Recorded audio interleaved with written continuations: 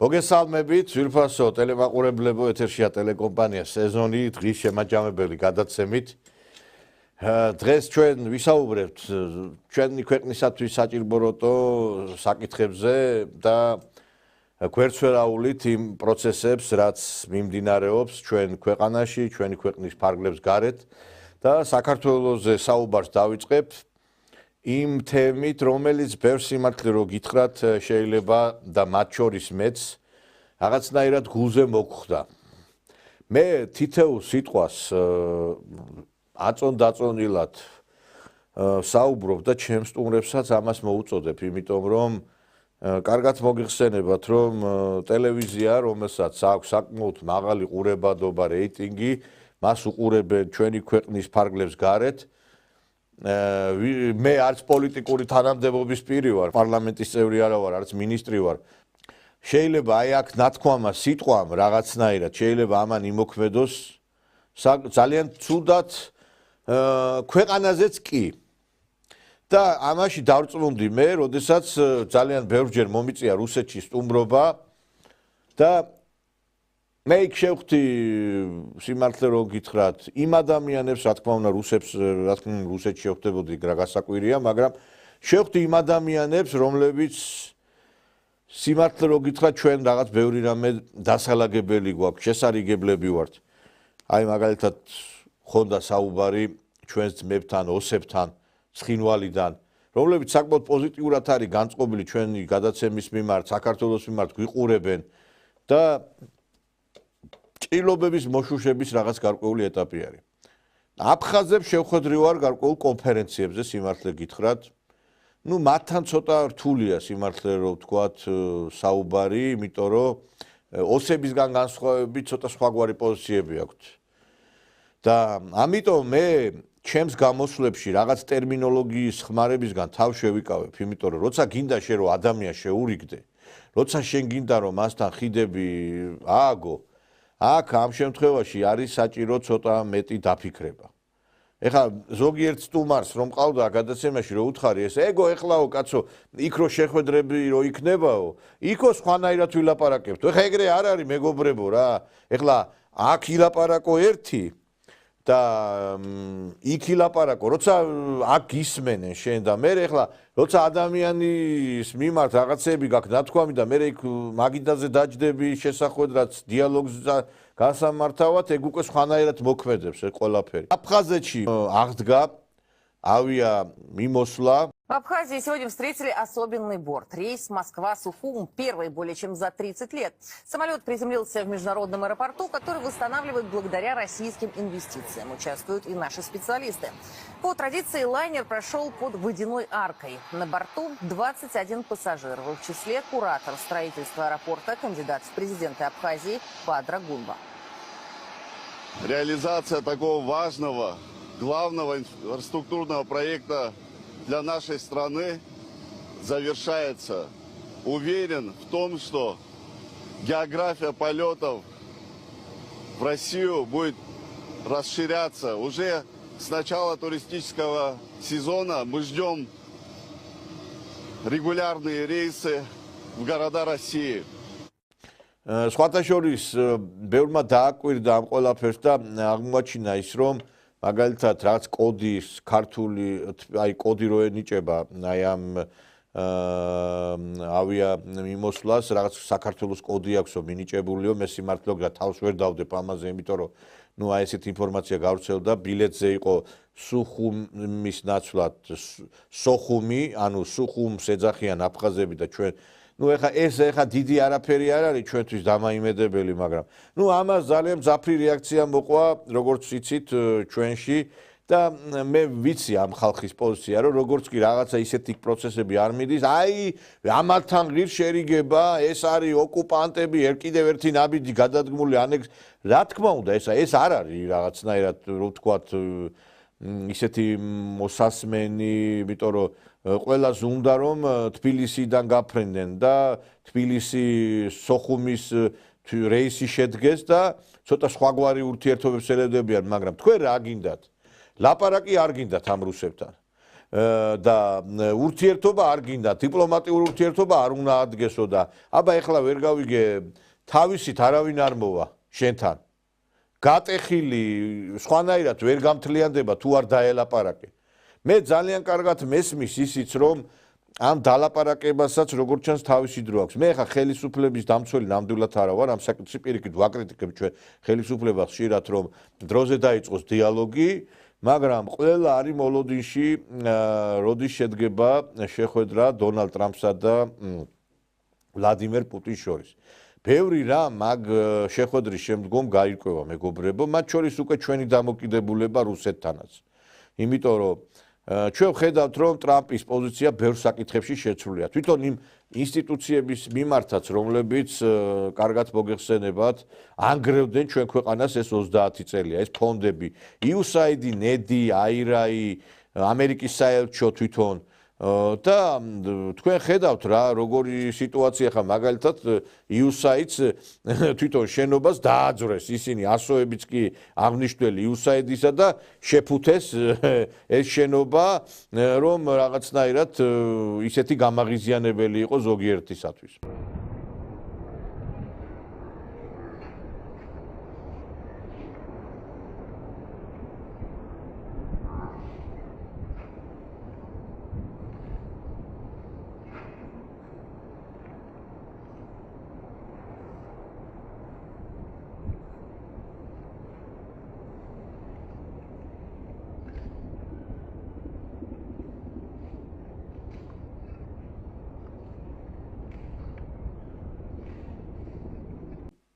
ის სტრუქტურები, რომლებიც იყვნენ ჩვენი ქვეყნის წინააღმდეგი, თავად ამერიკამ დაიწყო მათ წინააღმდეგ მოქმედებები. ამიტომ აფხაზეთთან, ცხინვალთან ურთიერთობები ბევრწილად განისაზღვრება აი ამ შეხვედრების შემდგომ. მე არ გამორიცხავ, რომ ის პოზიციები, რომლებსაც ხელისუფლება ავლენს რუსეთის მიმართ, აი კონკრეტულად ის განცხადებაც, რომ მათ არ სურთ დიპლომატიური ურთიერთობების ადგენა, ესეც კი შეთანხმებული იყოს რუსეთთან. იმიტომ რომ რუსეთს აწყობს სტატუს კვო ამ წუთას, რაც არის შენარჩუნებული. ანუ მეორე ფრონტი არ იხსნება, საქართველოსთან არანაირი პრობლემები არ იქნება რუსეთთან მიმართებით, ტვირთები შედის, გამოდის, რუსი ტურისტები შედიან, გამოდიან, ამ ქვეყნიდან მათ არანაირი საფრთხე არ ემუქრებათ. და ის რომ დიპლომატიური ურთიერთობები არ აღდგა და ამისკენ განცხადებები კეთდება რომ ჩვენ არ ვდგამთ აკითხენ ნაბიჯს, ეს შესაძლოა ამ წუთას თავად რუსეთისთვისაც არ იყოს გამაღიზიანებელი, იმიტომ რომ შეიძლება აი იმ განცხადებას რომ ჩვენ რაღაცა რუსეთთან უფრო ახლო ნაბიჯები გადავდგათ, მოყვეს ჩვენი ქვეყნის სრული სანქცირება, რაც შეიძლება არ შედიოდეს რუსეთის ინტერესებში. მერე შემდგომ ტვირთების შედინებასთან აისახება ეს. გარკვეულწილად პრობლემატური იქნება ჩვენ ქვეყნებს შორის უკვე ურთიერთობებიც და ანუ არის საკითხები, რომლებიც პრობლემას წარმოშობს რუსეთისთვის. ეხლა ბევრ რამეს ვერ ვიტყვი, როგორც ბევრი რამე არ იჭმევა, ისე ბევრი რამე არ ითქვევა. ანუ შეიძლება მაგ მომენტისათვის, აი როცა ეს ურთიერთობები ასე გამწვავდება, ანუ და ჩვენ დასანქცირებები და რაღაცა მივიღოთ ძალიან მძაფრი სურათი, შეიძლება ჩვენ ქვეყანასთან ერთად დაზარალდეს თავად რუსეთიც. და ამიტომ შეიძლება ესეც იყოს, რომ მათ ამჯერად აწყობთ ეს ურთიერთობა, მაგრამ ჩვენ რა თქმა უნდა ეს ურთიერთობები ასე არ გვაწყობს. ესეთი სტატუს კვო დიდხანს არ შეიძლება გაგრძელდეს, იმიტომ რომ ჩვენ რა გვინდა ეს თქვენ კარგად იცით და ამაზე ჩვენ რომ რუსულ-ქართული ურთიერთობების აღდგენაზე ვსაუბრობთ, ამას ვსაუბრობთ იმ ჭრილშიც რომ კარგად მოგეხსენებათ რა მოყვება ამ ყველაფერს. ამას მოყვება ის რომ დიპლომატიურ ურთიერთობების აღდგენას მოყვება აქ საწარმოების ფაბრიკების გახსნა, როგორც აი ბელორუსი არის, მოყვება დევნილების დაბრუნება, ურთიერთობების ნორმალიზაცია და შემდგომ ტერიტორიულ მთლიანობისკენ ნაბიჯების გადადგმა და ამ ურთიერთობების დალაგებისა და აღდგენის გარეშე ეს ვერ მოხდება. ანუ ეს სტატუს კვო რაც არის, ეს სტატუს კვო არ წარმოშობს იმ შედეგს, რომელსაც ჩვენ ველოდებით. მაგრამ კიდევ ერთხელ ვიმეორებ, ამის მოლოდინი გვექნება ჩვენ აი ამ ამერიკა რუსეთის ურთიერთობის შემდგომ. ჩვენ ვართ სუბიექტი, კი არა ვართ საერთაშორისო ურთიერთობებში. ჩვენ ვართ ობიექტი. ჩვენზე საუბრობენ და ჩვენ არა ვართ ჩართული ამ საუბრებში. სამწუხაროდ ასეთი ხვედრია პატარა ქვეყნებისა. ეს კი არა, მე დარწმუნებული ვარ, დიდი ქვეყნების ხვედრიც არის, ზოგიერთი დიდი ქვეყნის, რომელიც განეიტრალებაც მოხდა. აი უკრაინა, რომელსაც მაგალითად ატომური ბომბი ქონდა, ატომური შეერაღება, მას ასე ვერავინ ვერ მოექცეოდა და ასე ვერ განვითარდებოდა პროცესი, რომ ქონოდა ის ატომური შეერაღება. მას ვერ ჩართავდნენ რუსეთის წინააღმდეგ ბრძოლაში. თქვენ კარგად იცით, ეხლა რაც ხდება, ეს არის ინიცირებული დასავლეთის მხრიდან. უკრაინა ყველანაირად დაქოქეს, რომ წასულიყო რუსეთის წინააღმდეგ და რა მიიღო შედეგად ვნახეთ, ხო?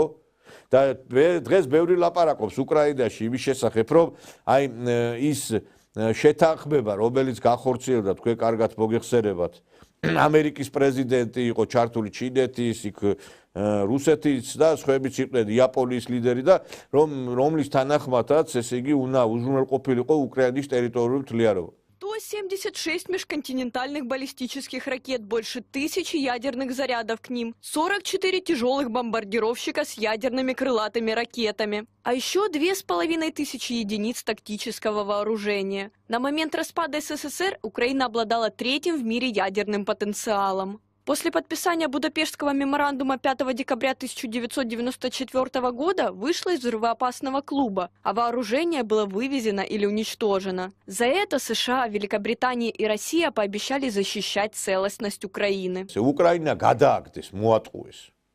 და დღეს უკრაინა აი ტორტის ნაჭერივით გაჭრეს, მეგობრებო. და გადანაწილებული არის ეს უკრაინა უკვე, იმიტომ რომ როდესაც შეიძლება დიდი ქვეყანა ხარ, მაგრამ ხარ უკვე დასუსტებული. შენ უკვე ყველა გადაყლაპავს. იგივე ბედი ეწია სირიას. არა, ჩვენთან ამას იმიტომ ლაპარაკობ ამის შესახებ, რომ ბევრს გონია, რომ მარტო პატარა ქვეყნები არის ობიექტები საერთაშორისო ურთიერთობებში და არა სუბიექტები. ასეთი ობიექტი აღმოჩნდა სირიაც, ასეთი ობიექტი აღმოჩნდა უკრაინა, ასეთი ობიექტი აღმოჩნდა ერაყი, ლიბია და ეგვიპტე და ძალიან ბევრი ქვეყანა, რომლების ბედის გადაწყდა სხვაგვარად. და ჩვენ რა თქმა უნდა ახლა ესე რომ გულზე ხელი დავიკრიფო და მარტო აი ამას რომ ველოდოთ, არც ეს არის მართალი და მართებული, იმიტომ რომ კი ჩვენ ბევრს ბედს გადაწყვეტავენ იქ ოკეანის მიღმა და გინდაც მოსკოვში, მაგრამ ჩვენზეც არის ბევრი რამ დამოკიდებული, როგორ პოზიციას ავირჩევთ რუსებთან. ჩვენ აქ რუსებს კი არ უნდა ვაგინოთ და კი არ უნდა დავიწყოთ იმაზე საუბარი, რომ მივიღოთ ის სურათი, რაც მივიღეთ 2008-ში. არამედ უნდა გადავდგათ ნაბიჯები. კი, რა თქმა უნდა, ბევრწილად არ არის სასიამოვნო ის, რაც ვიხილეთ, მაგრამ აქ ერთი რამეც არის გასათვალისწინებელი. ჩვენ ვიცით, რომ არჩევნები ტარდება ახლა აფხაზეთში. და არძიმბა, როგორც მოგახსენეთ, ჩვენ ამაზე გქონდა გადაცემაში საუბარი, არის პროთურქული რაც გარკვეულწილად ძალის წარმომადგენელი, ანუ მას როგორც კულუარული ინფორმაციები ცხადყოფს, არის თურქეთის მიერ მხარდაჭერილი. მეორე კანდიდატი ბადრა გუნბა, რომელიც სარგებლობს რუსეთის მხარდამჭერით და სხვათა შორის ეს სოხუმის აეროპორტი რო გაიხსნა, ეს ბადრა გუნბა იქ იყო წარმოდგენილი და ძალიან აქტიურად საუბრობდა აი ამ პოზიტივზე. და ეხლა რუსეთს სურს, რომ აი ეს გარკვეული აეროპორტის მაგალითად გახსნა, იქ კიდე საავადმყოფოების გახსნაზეა საუბარი, დახმარებაზე, ეს მიაწეროს ამ გუნბას და ანუ ის კანდიდატი, რომელიც მისთვის არის სასურველი, გაიყვანოს აფხაზეთში პრეზიდენტად. ამას რა მოყვება ვნახავთ, ეხლა არჩევნები ჩაივლის, მაგრამ ერთი ფაქტია, რომ იმ არეულობების შემდგომ, რაც მოხდა აფხაზეთში, რუსეთს სურს, რომ რაღაც შეიცვალოს იქ და მისთვის სასურველი კანდიდატი მიიღოს. ნუ საქართველოს რა თქმა უნდა თავისი პოლიტიკა უნდა გაატაროს აფხაზეთთან მიმართებით. ჩვენ უნდა ყველანაირად ვეცადოთ, რომ გასაღები სოხუმში ძიებასთან ერთად ვეძიოთ მოსკოვში და ამას 1000-ჯერ საუბრობთ, იმიტომ რომ აფხაზეთის გასაღები და ცხინვალის გასაღები არც სოხუმში და არც ცხინვალში, ეს არის მოსკოვში. და რაც არ უნდა საავადმყოფოები გავაკეთოთ საზღვრისპირა რეგიონებთან, ეხლა რუხში გახსოვთ ალბათ გაკეთდა საავადმყოფო ვერაფერს ვერ ვიზამ თუ კი ჩვენ ურთიერთობებს არ დავალაგებთ მოსკოვთან. და მე მგონი რომ აქეთკენ უნდა გადაიდგას ნაბიჯები და ჩვენ ეხლა იმითი რომ იქ ეხლა თვითმფრინავი მოსკოვიდან ჩაფრინდა და არა თბილისიდან ამის გამო არ უნდა დავიწყოთ ისევ აი ის პოლიტიკა რა სააკაშვილს ჰქონდა. იმიტომ რომ თუ არ დავიწყებთ დიალოგს, თუ არ გვექნება საუბარი, თუ არ გვექნება ინტენსიური მოლაპარაკებები, კიდევ ერთხელ ვიმეორებ, ჩვენ ამ ნაბიჯს რომელიც არის დაკავშირებული ტერიტორიულ მთლიანობასთან ვერ გადავდგამთ, კიდევ ერთხელ ვიმეორებ. ვერ გადავდგამთ. აი ამ საკითხებთან მიმართებით კი ბევრი რამ გაირკვევა, როგორც გითხარით. პირველი შეხვედრიდან არა, მაგრამ შემდგომი ინტენსივობით. ახლა პირველივე შეხვედრიდან ტრამპი პუტინის შეხვედრიდან ერთბაშად ეს არ გაირკვევა, ამას ჭირდება დრო და ამის მოლოდინშია ჩვენი ხელისუფლებაც. დღეს აი ამ შეხვედრას ელოდება არა მარტო ჩვენი ქვეყანა, არამედ სოფლიოს ბევრი ქვეყანა. სოფლიოს ძალიან ბევრი ქვეყანა ელოდება ამ ყველაფერს. მნიშვნელოვან საკითხებთან დაკავშირებით, რაც ჩვენ გვაღელებს ქვეყნის ფარგლებს და ქვეყნის შიგნით, გვექნება საუბარი პროფესორთან, პოლიტოლოგთან, ჩვენს მეგობართან, ჩვენი გადაცემის მეგობართან და ჩვენს ხშირ რესპონდენტთან, ბატონ ედიშერ გვენეტაძესთან. მოგესალმებით ბატონო ედიშერ. მოგესალმებით ბატონო ნიკოლოზ, მივესალმები მაყურებელს. ბატონო ედიშერ, მე მინდა რომ აი მტკივნეული თემით დავიწყოთ, რომელიც ჩვენ ყველას ძალიან გვეხება. მინდა, იმიტომ რომ ამაზე იყო აქცენტები ჩვენს მედიაში, მოსკოვი სოხუმის პირველი თვითმფრინავი დაეშვა არძიმბას აეროპორტში, ასე ქვია ეხლა უკვე სოხუმში აეროპორტს, ვლადისლავ არძიმბას სახელი დაარქვეს და ავიას მიმოსვლა აღდგა, მაისში იგეგმება უკვე რეისების დანიშვნა. რა თქმა უნდა, მტკივნეულად იქნა აღქმული, იმიტომ რომ ჩვენ ველოდებით პრო სოხუმი თბილისის რეის, რომელიც განხორციელდება თბილისიდან, მაგრამ იცით, ეხლა ამ ყველაფერსაც რაც ხდება, აქვს გარკვეული ახსნა, აი ამაზე მინდა რომ ვისაუბრო, თქვენ როგორ შეფასებას მისცემთ ამ ყველაფერს, რაც ჩვენ ვიხილეთ. კიდევ ერთხელ მოგესალმებით და მივესალმები მაყურებელს და მინდა ახალგაზრდით აღნიშნოთ, რომ მიმდინარეობს სოფლიო ხელახალი გადანაწილების პროცესი. ამ სოფლიო ხელახალი გადანაწილების პროცესში ჩართულია 3 უზარმაზარი მონსტრი სახელმწიფო. ეს არის ამერიკის შეერთებული შტატები, ეს არის ჩინეთი და ეს არის რუსეთი. ხო, საინტერესო რა არის ახლა აქ? საინტერესო ის არის, რომ უპირველეს ყოვლისა ამერიკასა და ჩინეთს შორის მიმდინარეობს ეკონომიკური ომი. ამერიკაში რაც მოხდა უპირველეს ყოვლისა ტრამპის ხელისუფლების მოსვლა და ტრამპის ხელისუფლების მიერ იმ მოდი დავარქვათ რეფორმების გატარება, რომელიც მან უკვე აგერ ერთი თვის მასშტაბში უკვე თუმცა ერთი თვე არ გასულა, სადღაც 15-20 დღის მასშტაბში უკვე მან ეს რეფორმები დიდწილად ამ რეფორმების განხორციელებისათვის ბრძოლა დიდწილად დაიწყო. საქმე იმაში მდგომარეობს, რომ ერთადერთი ქვეყანა, რომელსაც შეუძლია ამერიკის შეერთებულ შტატებს მიაყენოს გამოუსწორებელი, შეიძლება ითქვას, ზარალი, ეს არის რუსეთი. ერთადერთი ქვეყანა, რომელსაც შეუძლია გამოიწვიოს მძიმე სიტუაცია ამერიკის შეერთებული შტატებისათვის, ეს არის რუსეთი. და რუსეთსა და ამერიკის შეერთებულ შტატებს შორის არის ის ომი, რომელიც დაწყებული არის და რომელიც აგერ უკვე მესამე წელია მიმდინარეობს. ამიტომ ძალიან საინტერესო პროცესები ვითარდება და ამ გადანაწილების პროცესში უპირველეს ყოვლისა გასაკვირი, ჩემო თვითფასო ტელემაყურებლებო, არაფერი არ არის. მე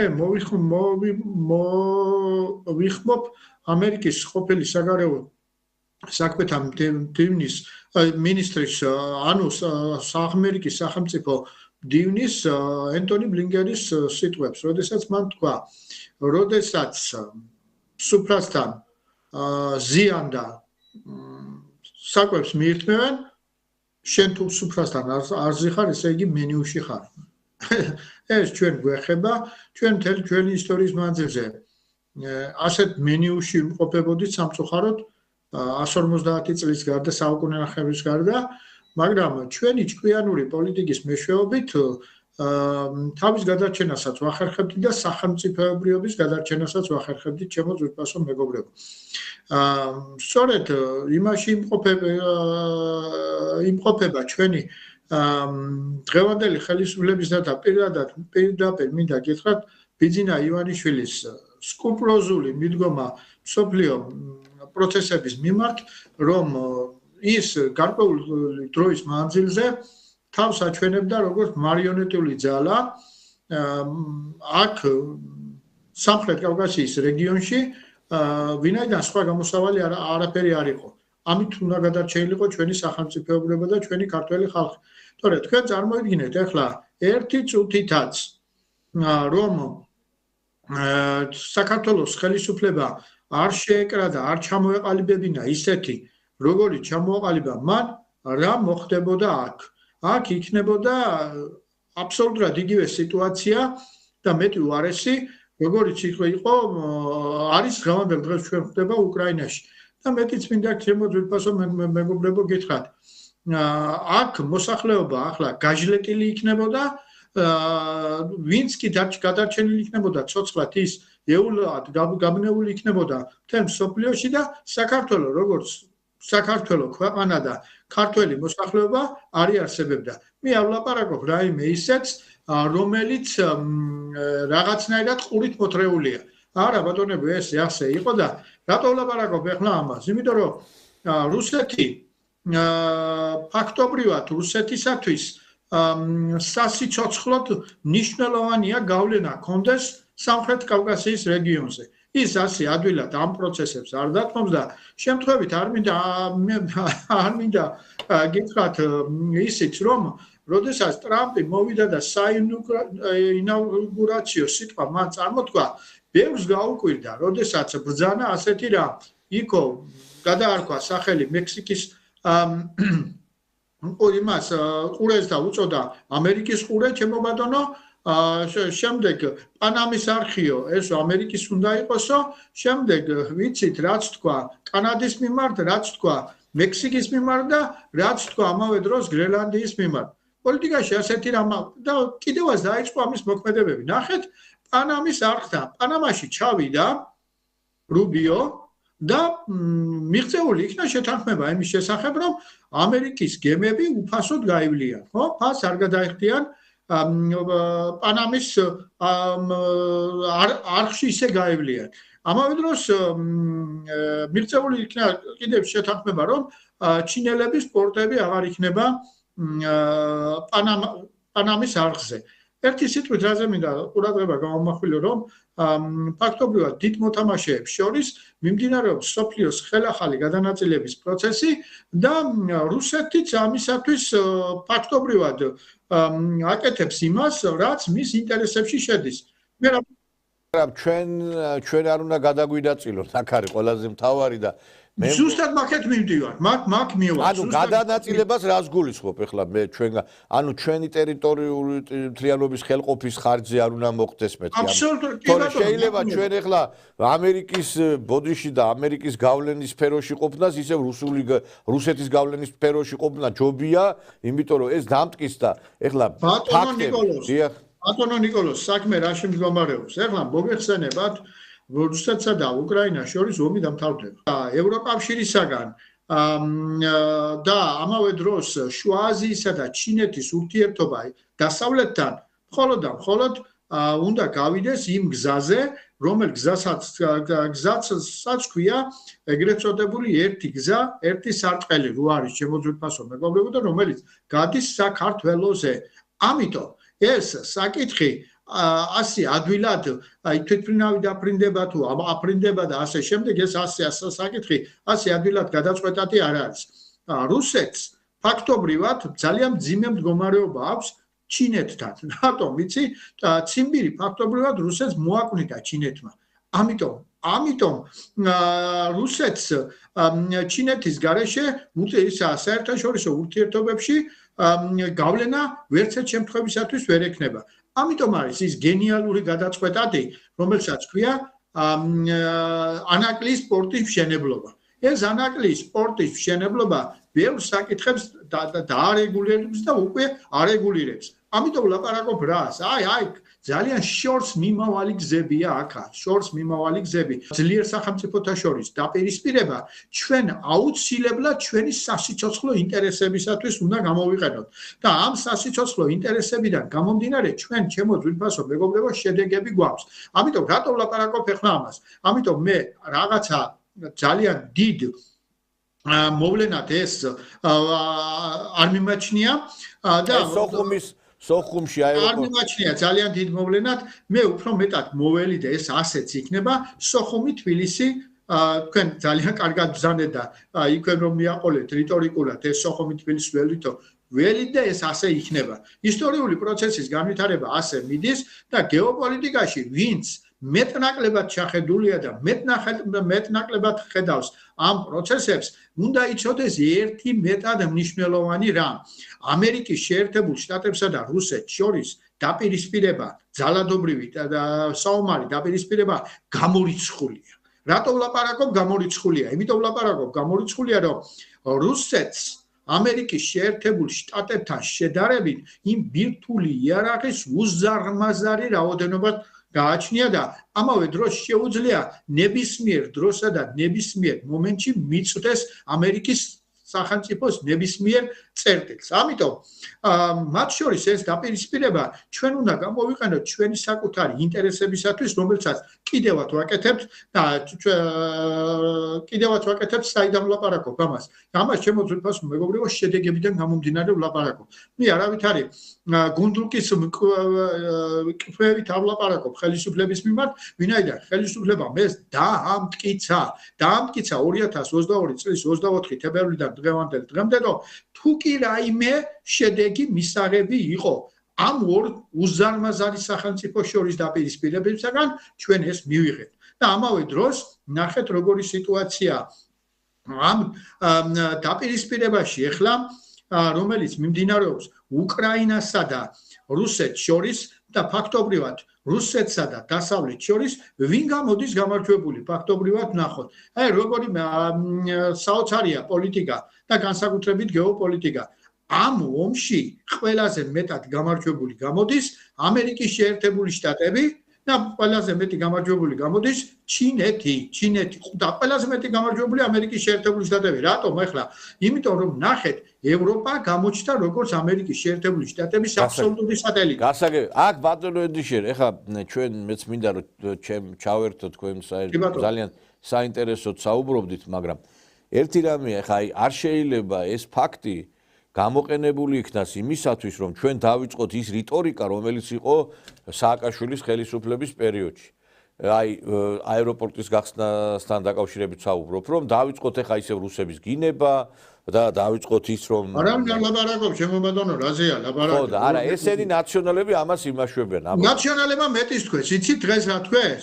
აი ისო ბიძინა ივანიშვილმაო მისცაო საშუალებაო იმასო რა აფხაზებსო და რუსებსო რომ დანიშნულიყო ისა რეისი სოხუმი მოსკოვი. ესე იგი არა, მე მაინტერესებს სავაჭრო გახსოვთ. ხელში ყოფილა ჩვენ ხელში თურმე აფხაზეთი და არ ვიცოდით რა. ჯერ ერთიც მსოფლიო სავაჭრო ორგანიზაციაში გასაწევრიანებლად რუსეთს ჭირდებოდა საქართველოს ხმა, გახსოვთ? მისცეს. და ჩვენ მივეცით ეს ბერკეტი რუსეთს.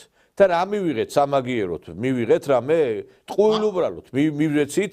იმიტომ რომ სამაგეროთ რომ მიგვეღო რაღაცა, უნდა ყოფილიყო უკვე რაღაცნაირი ურთიერთობები და სააკაშვილს მარტო უნდა და მარტო ტურისტების მიღება და აქ კიდე რაღაცა ობსტრუქციები, რასაც აკეთებენ ახლა მისი ეს ხელის ბიჭები და ერთი რამეა რომ აი ამ ხალხმა ვერ გაიგო ერთი რამ რომ რუსეთთან ურთიერთობების დალაგება რომ ესე მარტივი იყოს ერთი ხელის მოსმით, ამას აქამდე ყველა გააკეთებდა, მაგრამ იქაც თუ მაგალითად ამერიკაში არის ორი ძალა, ხო, ეს რესპუბლიკელები, დემოკრატები და ერთმანეთ როგორი ბრძოლა მიდის, ლამის ქვეყანა დაღუპეს, ხო? თუ არ არის კიდე დაღუპული კაცმარიცის კიდე იქა. რუსეთშიც რამდენიმე ფლანგი არის. აი, შევარდნაძემ რო იცოდა, ხო, იცით? არის ორი რუსეთი, რეაქციული და დემოკრატიული, რო იტყოდა ხოლმე თავისი რაღაცა ხმით და ბიჭო, საქართველოშია მარტო 5 ფლანგი, ვერ გავიგეთ, კარგად ვიცი, რამდენი ფლანგია ვეღარ გაიგებ, ხო და ესე მარტივად რო იყოს, ხო და მარტივად რო იყოს ესე ყველაფერი კიდე არ ვიცი და ამას რო ჭირდა, ამათ რა გონიათ, იცი რომ დიალოგიც რო აღდგეს ჩვენი რუსებთან და რო ჩავიდეს იქ ჩვენი ქვეყნის პირველი პირი, ამათ გონიათ იქ შეუხვევენ იმაში, რა ქვია, ქახალში იმას, აფხაზეთს და ცხინვალს და გამოგვატანენ ისი, ამათ ესე გონია ზოგიერთებს და ან ის რომ ჯერ დაგვიბრუნოთ და მერე დაველაპარაკებით. ეს იდიოტობა კიდე. ბატონო ნიკოლოზ, კი არ გონიათ, მაგის დავალება აქვს მაგათ. დავალება. რატომ აქვს დავალება? იმიტომ რომ მოგეხსენებათ, ახლა მოდი ვთქვათ, გავხსნათ გეოპოლიტიკური კარტები. ორადორი ქვეყანაა დიდი ბრიტანეთი და ამერიკის შეერთებული შტატები და დიდი ბრიტანეთი, რომელსაც ფაქტობრივად არ სურთ აქ კავკასიაში მშვიდობა. ფაქტი ეს არ სურდათ უпроსწორად. ბაიდენის ადმინისტრაცია ყოველნაირად მოწოდებული იყო იქეთკენ, რომ რამენაირად ფიჩხის როლი შეგვესრულებინა ჩვენ რუსეთ-უკრაინის ომში. ხომ ამის შესახებ ვერც ვერავინ ვერაფერს ვერ ლაპარაკობს, არა? აშკარად მიმდინარეობს უკვე ამის გამოვლენა და ვერც ლომჯარიები, ვერც გიგაურები და ვერც გვარამიები და ვერც ვერავინ ვერ ლაპარაკობს, იმიტომ რომ სპეციალურად ამის დავალება ჰქონდა მიცემული, რომ საქართველოს გამოეყენებინათ ფიჩხად შეერთოთ რუსეთისაგან. ამავე დროს ახლა ამერიკის შეერთებულ შტატებში მართალია ბატონი ტრამპი მოსული არის და ტრამპმა შეხედეთ რა შეხედა. ტრამპმა შეხედა რომ შიგნიდან ლპებოდა ის სისტემა, რომელიც სისტემასაც საფუძველი ჩაეყარა ჯერ კიდევ 50-იანი წლების მეორე ნახევრიდან. ეს სისტემა ლპებოდა, იმიტომ ლპებოდა, რომ ნახეთ 53 მილიარდი დოლარი იყო იმ ავადსახსენებელი USAID-ის იმაში, რა ქვია, ბიუჯეტში. და აფინანსებდნენ რაღაცა, წარმოიდგინეთ, ავღანეთში აფინანსებდნენ LGBT-ებს. აფინანსებდნენ სადღაც აფრიკის რომელიღაცა ქვეყნებში ისა ვირთხების შეჯვარებას და ასე შემდეგ და ასე შემდეგ. იმ კაცმა ამას შეხედა და მეტიც მინდა გითხრათ, იმ გუნდმა შეხედა, რომ ეს ამერიკა ერთპოლუსიანი მსოფლიო ვერ იქნებოდა. ვერცერთ შემთხვევისათვის ვერ იქნებოდა და პირდაპირ რუბიო განაცხადა, რომ არც ერთ შემთხვევისათვის არ შეიძლება იყოს მსოფლიო ერთპოლუსიანიო. ახლა შემთხვევით არ არის ეს განცხადება. ბატონო ედიშერი, იმიტომ რომ გავლენების სფეროებს მრავალპოლუსიან მსოფლიოში უფრო მეტად მოკიდებს ამერიკის შეერთებული შტატები ხელს, ვიდრე ერთპოლარულ სამყაროში და ბოლო-ბოლო აღიარეს, რომ არ შეუძლიათ მთელ მსოფლიოზე ბატონობა, იმიტომ რომ წამოსული არის რუსეთი, წამოსული არის ჩინეთი. მე ევროკავშირს არ არავობ ვთვლი. ევროკავშირი არის ცვედანების ფაქტობრივად ცვედანი პოლიტიკოსების სამფლობელო. თორემ ნახეთ, ახლა ის დედაკაცი რომ იქნება ფონ ლაიენი, უფროსი, ჩემო ბატონო და კუბილიუსი, საგარეო ურთიერთობათა კომიტეტის თავმჯდომარე, თუ რაღაცა ჯანდაბები და ჯარხანები, ეს უკვე ნიშნავს, რომ ევროკავშირის დაისისაკენ მიდის. თუმცა აქვეც გასათვალისწინებელია ერთი რამ, რომ არ თქვა არ შეიძლება. ის რაც ამერიკის შეერთებულ შტატებში დღევანდელ დღეს დაიწყო, მოდი ეგ მე მიმაჩნია, კარგად გამიგეთ, ეხლა რასაც ვლაპარაკობ. ეს უკვე მეტაფიზიკასთან არის დაკავშირებული. პირველად საქართველოში დაიწყო. ამ ნახოთ, LGBT საკითხებზე არ დაიწყო ჩვენთან. ჩვენ არ ვიყავით ის ქვეყანა, თქვენ წარმოიდგინეთ, მეგობრებო, საბერძნეთი ქვეყანა, სადაც არის ათონის მთა, საბერძნეთში ერთთესიანთა ქორწინება დააკანონეს. ხო თულს არ ვლაპარაკობ, კაცო. და საქართველოში როგორც კი იყო ამის მცდელობა, მაშინვე მილიონი კაცი გამოვიდა. თქვენთან ერთად არ ვიყავით იმ დღეს 17 მაისს, გასული წლის 17 მაისს რაები მოხდა, როთები და ვიღაცები რო ჩამოათრიეს აქა. მერე ნახეთ გამჭირვალეობის შესახებ კანონი. თურმე რა ამბები ატეხეს, რა ქნეს, რა გააკეთეს და თურმე გამჭირვალეობის შესახებ. არა, გასაგებია ეს ყველაფერი, მაგრამ იცით რა შეასაქმე? უყურეთ, აი ხა ჩვენ სამწუხაროდ ყავს როგორი საზოგადოების რაღაც ნაწილი, რომ ამათ გონიათ, რომ აი ის რაც ხდება მსოფლიოში, ეს არ პოვებს ასახვას ჩვენ ქვეყანაზე. ამათ გონიათ, რომ ის რა პროცესებიც მიდის ამერიკაში, რა პროცესებიც მიდის ჩვენს გარშემო, ეს პირდაპირ ასახვას არ პოვებს აქ ჩვენზე. ეხლა ფაქტობრივად სოფლიოში არის ცეცხლი აქვს აუკიდია ყველაფერს. რუსეთ-უკრაინის ომზე კი ვსაუბრობთ, რომ მალე დამთავრდებაო, მაგრამ შეიძლება ის ომი სხვაგან გადავიდეს, კიდე კაცმა არის ის ცეცხლი გადავიდეს სხვაგან. აგერ ძალიან დაიძაბა ურთიერთობა აზერბაიჯანსა და რუსეთს შორის. პირდაპირ ალიევი ამბობს, რომ ზანგეზური იყო მისი აზერბაიჯანის საბჭოთა ეპოქაში და ითხოვს კონტროლს, ანუ დაბრუნებას ამ ზანგეზურის და ზანგეზურით მოხდება დაკავშირება აზერბაიჯანისა და თურქეთთან. რუსკი დომი, რომელიც იყო ესეთი სახელმწიფო ორგანიზაცია ბაქოში გამოძევებული იქნა, ჯაშუშებად იქნეს გამოცხადებული, აი ამ რუსკი დომის თანამშრომლები, ეს არის სახელმწიფო სტრუქტურა და ჯაშუშებად გამოაცხადეს, წარმოგიდგენთ. და დაიძაბა ეს ყველაფერი განსაკუთრებით იმ სამწუხარო ფაქტის შემდგომ, როდესაც თვითმფრინავი ჩამოვარდა და ეხლა ამას მოყვა ძალიან მძაფრი რეაქციები. მე უსმენ აი პოლიტოლოგებს იქ აზერბაიჯანიდან, პირდაპირ საუბრობენ იმის შესახებ ისინი, რომ რაღაცნაირად უკვე რუსეთთან გადაიხედება პოზიცია. ანუ ჩვენ ვხედავთ, რომ ის პოზიციები ვიღაცებს რო ქონდათ, მეგობრები მტრად იქცევიან, მტრები პირიქით შეიძლება მეგობრად იქცნენ. ის რომ ეს რაღაცა ჩვენ თუ გვინდა რომ ურთიერთობები დავალაგოთ რუსეთთან, მე მგონი რომ ჩვენც უნდა გავაკეთოთ ბევრი რამ, იმიტომ რომ შეიძლება ეხლა კი შეთანხმდნენ იქ ამერიკა, რუსეთი რაღაცეებზე, მაგრამ ჩვენზე ვერ შეთანხმდნენ. არც ეს არის გამორიცხული. ჩვენ საკითხზე ვერ შეთანხმდნენ. ხო შეიძლება ესე მოხდეს. ყველა საკითხში ხო ვერ შეთანხმდებიან. ყველაფრისათვის მზად უნდა ვიყოთ. ყველაფრისათვის მზად. იმიტომ რომ ეხლა ტრამპ სიმართლე რო გითხრა, თვითონ ტრამპს უფრო სხვა გეგმები აქვს. საქართველოს შეიძლება იმას ნაკლებად აინტერესებდეს, მაგრამ კაცმა არის ეს არის ოდიოზური ფიგურა. ერთ დღეს ერთ სიძახის მეორე, აი ამოუცნობი კაცი არის.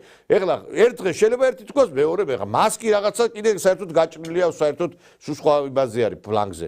ხო და ამიტომ კაცმა არის ის რა იქნება და ჩვენ ყველაფრისთვის მზად უნდა ვიყოთ, მე მგონი და ამ ეს მზად რო ვიყოთ, ეს იმას ნიშნავს, რომ შიდა მტერი უნდა იქნეს ამოძირკული ძირფესვიანად. აი ამ საკითხში რომელიც თქვენ ბრძანეთ ახლა აბსოლუტურად გეთანხმებით რომ ეს შიდა მტერი ერთხელ და სამუდამოდ უნდა დამთავრდეს ჩვენს ქვეყანაში. ეს არის კოლექტიური ნაცმოძრაობა. მე მათ უწოდებ ყველას კოლექტიურ ნაცმოძრაობას, რომლებიც დღევანდელ დღეს საქართველოს უკან ეწეოდნენ. თუ უბრალოდ ახლა თავდებიან ბატონო ნიკოლოს, სრულდებიან. მაგათი ესენი ეს ძაღლის ლეკვები მიმჯდარი იყვნენ USAID-ის ძუძუს. და იქედან რომ იყო ასეთი ორგანიზაცია დემოკრატიის ეროვნული მხარდამჭერის ფონდი, რომლისაგანაც ფინანსდებოდა ის ავადსახსენებელი NDI და IRI, რომელიც გახსოვთ ხო, რომელმაც ისა დათიკორო იყო ერთი ბაქრაძე მაგარი სად არის ცოცხალი აი ესე აი აღარსად აღარა ჩანს ეგ დათიკო პოლიტიკოსი მსოფლიოს ნომერ პირველი მათ გამოიყვანა რა ქვია პოლიტიკოსად მსოფლიოში პარლამენტის თავმჯდომარე იყო რა პოლიტიკოსი ეძახე თქვენ და კაცი ნომერ პირველი პოლიტიკოსი იყო მსოფლიოში და ვინა ბოლოს ნიკოლოზა მაჭუდაძესაც წაეპოტინენ ჩემო ბატონო და ასეთი სიტუაციები იყო ხო რატო ვლაპარაკობ ეხლა ამას ჩემო ძვირფასო მეგობრებო საქმე შემდეგში მდგომარეობს რომ ეს ხალხი მიდიან დასასრულისაკენ და ნახეთ თქვენ. ეხლა მგონი წეღან სანამ თქვენს გადაცემაში ჩავერთვებოდი 18 თებერვალს აპირებენ რაღაცა ბოლო მარშს თუ რაღაცებს. მერე 15-მა თუ არეული აქვს უკეთ ამსეები და იმაში მე მიყვარს ხშირად გურულებს აქვს დათეთ ასეთი კაი გამოთქვა დავაჭაჭანაჭამინდავრები დაბორიალობდო ჩემო ბატონო ზუსტად ასე ჭაჭანაჭამინდავრები დაბორიალობენ იქ ეხლა რაშია საქმე შემდეგში მდგომარეობს მაგათ აქვთ ის ფონდიდან შემორჩენილი თანხები და ის პატრონები ეტყობა თხოვენ უკან იმის დაბრუნებას ეხლა ის deep state არის ამერიკის ბიუროკრატია. ბატონო ედიშერ, ერთი რამე არის კიდე, მოდი ერთ რამეზე შევთანხმდეთ. ჩვენ მარტო ამათ ნუ ვიტყვით, რომ ეს ხალხი მარტო არიან ამ დასავლეთის აგენტები და მარტო დასავლეთიდან იღებენ ფულს. თქვენ გახსოვთ, რომ ის რომ იყო ღია ეთერი ეს ნაძირალა მოღალატე რო გაანთავისუფლეს მაშინ პატიმრობიდან ეს დავით გარეჯის საქმეზე, ხო გახსოვთ თქვენ?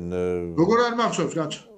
ეს ვაჟბატონი რო გამოვიდა ეგ ტელევიზიიდან რო იძახდა გარეჯი საქართველოს არ არის, ხო გახსოვთ? კი ბატონო. და მე რო წამოდგნენ იქა და ეს ილიჩოვას და აი ამ საქმე. კი ბატონო. ხო და რო თქვენს რომ ისაო გარეჯი საქართველოს არ არის, გაიმეორეს პოლიტიკოსი. აკაბო მოხიძი ერთი იყო, გახსოვთ? ჩვენ ერთი რამე უნდა ვიცოდეთ ბატონო ედიშერ და აკენილი ეს ქვეყანა აგენტურით ხო და ესენი მარტო დასავლეთიდან არღებულობენ ფულს. აბსოლუტურად მე არ მინდა ეხლა აი სულ იმას ვიზახი როგორც ბევრი რამე არ იჭმევა ისე ამი არ იწქვევა ეხლა ეს არ მთავრობის ხდობა არის ჩემი სტუდია არც პრეზიდენტი ვარ და არც პარლამენტის თავმჯდომარე მაგრამ თქვენ ვერც წარმოიდგეთ რამდენი ქვეყნის სპეცსამსახური უსმენთ ჩემ გადაცემას აი მე ვერც წარმომედგინა ამას ესე იგი ფეხს რო გადავდგა მე მგონი იმასაც აკვირდებიან და ისეთ სიუჟეტებს აკეთებენ და რაღაცა და მე ერთი რამე ვიცი რომ ამათ ეს არის მოღალატეთა ორგანიზაცია რომელიც სხვათა შორის მარტო ესენი არ არიან ეგრეთ წოდებული ეროვნული საფარქვეშ ყოფი ორგანიზაციებიც მაგას აკეთებენ მარტო ნაცები არ უთხრია ძირს ამ ქვეყანას აბსოლუტურად და ესე იგი ფულს და ის ხალხი ზოგიერთი მარტო აი იმაზეა დაკვეთა რომ ვისგან იქნება ფულს აიდანაც ღებულობენ იქითკენ იმაშვებიან რა ქვია მიყავთ სიტუაცია და შენ აი კაცო არ გახსოვს ქართულის იმ თუ ფული გაქვს შენი ვარ თუ არა და სხვისიო საქართველოსია შექმნილი ხო და არა მე ყველაზე იცი რა მაშ ხო და აქედან გამომდინარე ამათ ფული თუ კი ჩვენ ესენი არ ამოვძირკვეთ ხო ფული მაგათ ყოველთვის ეკდებათ იმიტომ რომ საქართველოს მტრებს ყოველთვის დააფინანსებენ ყოველთვის ეკდებათ მაგათ ამიტომ უნდა მიღებული იქნეს ის კანონი, რომელსაც ქვია ფარას ზუსტად ისეთი კანონი უნდა იყოს მიღებული და შესაბამისი მერე კანონმდებლობარი აქტები, რომლის მეშვეობითაც ვინც გააკეთებს სახელმწიფოს წინააღმდეგ გამოსვლებს, ის აუცილებლად უნდა იყოს დასჯილი. არ შეიძლება ასე ხელახებით, როგორც ჩვენში იყო, რომ რუსთაველზე ცეცხლი იყო ფაქტობრივად გახსნილი და საომარი მოქმედებები მიმდინარეობდა და თქვენ წარმოიდგინეთ ახლა ბატონო ნიკოლოზ ნახეთ ერთი რამ როდესაც ჩავარდნენ აბსოლუტურად ყველა და ყველაფერში რას გამოიყენეს ახლა ის გამოიყენეს მაგრამ ყველაზე დიდი ტრაგედია ბატონო ედიშერ არის ის რაც ჩვენ ამ დღეებში მოვისმინეთ ეს პროცესი არის ბრძოლის პროცესი. სიმართლე გითხრათ, ემოციურად და ადამიანურად ეს ძალიან რთულია, იმიტომ რომ იბრძვი სიმართლის დასამტკიცებლად და ყრუ კედელს ალსკდები ყველგან, მაგრამ არ გვაქვს არც დანებების და არც ახლა რაღაცა ხელების ჩამოყრის დრო არავის. A few moments later. Პოზიციონერი თამარ კორძაია აცხადებს, რომ პოლიტიკიდან წასვლის გადაწყვეტილება მიიღო.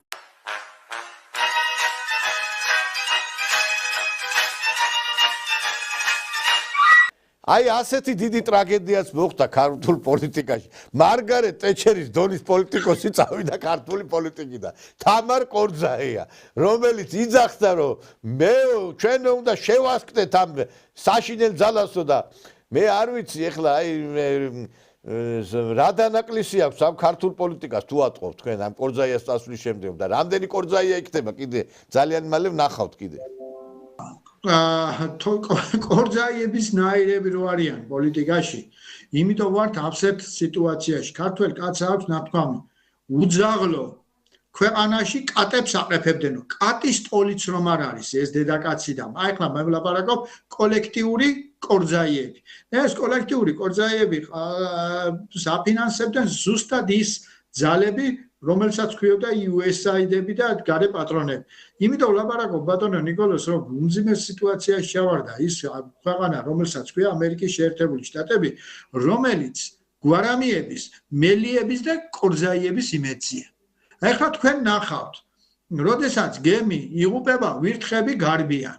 მაგ ქალბატონ კორძაიას ძალიან ბევრი ვინმე მიყვება და მე ამავე დროს ნახეთ გახსოვთ ალბათ თქვენ 2023 წლის მარტი რას სიტყვებით ლაპარაკობდა ეს ქალბატონი რას არ კადრულობდა ყველაზე მეტი უბედურება ის არის რომ იმ ძალებმა რომელსაც ქვია ეგრეთ წოდებული deep state-ი, ანუ ამერიკის უკვე გადამპალი ბიუროკრატია, ამ deep state-მა, ანუ გადამპალმა და კორუმპირებულმა ბიუროკრატიამ საქართველოში და დანარჩენ მსოფლიოში გამოზადდა ისეთი ამაზრზენი ადამიანები, როგორებიც ზუსტად ესეთი არიან, როგორიც არიან ეს კორძაიები, დოლიძეები და სხვები. თქვენ ნახეთ რა, $250,000 გადამიხადავთ ჩემს სადოქტორო დისერტაციაშიო. ამას ლაპარაკობს ანა დოლიძე, ჩემო ბატონო. მერე თამარა ჩერგოლეიშვილი რას ლაპარაკობს? აი ესენიო მაფინანსებენო მეო. აი ამიტომ იყო ეს ორგანიზაცია გადაგვარებული და აბსოლუტურად ამერიკა პატრიოტების ქვეყანაა და შეხედა ტრამპთან დაახლოებულმა ადამიანებმა შეიკრიბნენ და ნახეს რომ ასე ცხოვრების გაგრძელება არც ერთ შემთხვევისათვის არ შეიძლებოდა, ვინაიდან ამერიკის ამ ვინმესა წარმოდგენა არ ჰქონდეს რომ ტრიუმფალურად გაიმარჯვაო ტრამპმაო. ტრიუმფალური გამარჯვება იქ არ მოხდარა. იქ არის აბსოლუტურად გაყოფილი ამერიკული საზოგადოება ორად და ადვილი შესაძლებელი იყო ამერიკაში მომხდარიყო სამოქალაქო ომი. ამიტომ ხსნა არის იმაში, რასაც ამერიკელები აკეთებენ და ნახეთ, როგორც კი ძუძუს მოცილდნენ და ძუძუ ამერიკელებმა მოაცილეს ამათ ტუჩებს, მაშინვე დაიწყეს გაქცევა. ხო ხედავთ, მიყვებიან კიდე ბევრი მაგას მიყვება, იმიტომ რომ ესენი ამ ფულის გარეშე არარაობას წარმოადგენენ და ნახეთ ახლა უჩვენეს წეღან კანტიკუნდად დადიან იქ რა ქვია იმას სოფელში დაბადებული და გაზრდილი ვარ ჩემო ბატონო და ძალიან მინახავს აი ღორს რომ მოწდება მეძუძური გოჭები და დაიწყებენ გარე სიარულს ისე დადიან რუსთაველზე ახლა რატო ვლაპარაკობ ახლა მე ამას ასე იმიტომ ვლაპარაკობ რომ ჩემო ძვირფასო მეგობრებო დღეს საქართველოში არეულობის დღეს საქართველოში სახელმწიფოს წინააღმდეგ მებრძოლები ესენი არიან ქვეყნის მოღალატეები. ხელისუფლების წინააღმდეგაც ამას ვიტყვი. მებრძოლები ესენი არიან ქვეყნის მოღალატეები, იმიტომ რომ ჩვენ წინა 1-2 წუთის წინ საუბრობდით კაცმა არ იცის ჯერ კიდევ რა გველის, რომელ გადანაწილებაში ვართ, რაში ვართ, როგორად ვართ, მხოლოდ ახლა საჭირო არის სიმშვიდე, ახლა საჭირო არის თანხმობა და ახლა საჭირო არის იმის გააზრება, რომ ამ ახალ მსოფლიოში თუ რა შეიძლება საქართველოს სიკეთეები მიიღოს და ისეთ სიკეთეების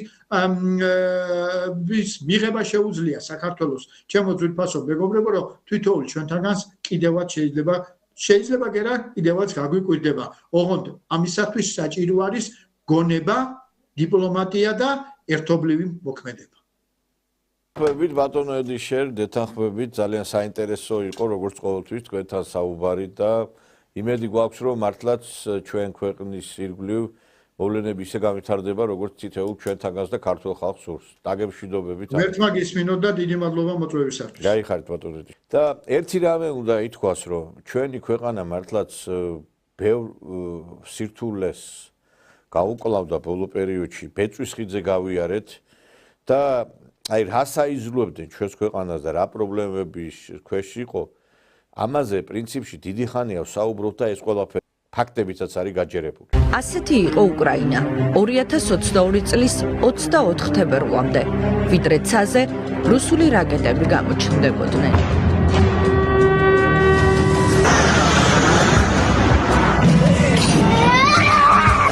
ომი დაიწყო და ამ ომის დასრულების რეალური პერსპექტივა გამოჩნდა მხოლოდ 3 წლის თავზე, როცა ჯო ბაიდენის ადმინისტრაციის განცხადებები ჩაანაცვლა დონალდ ტრამპის საქმიანმა ნაბიჯებმა.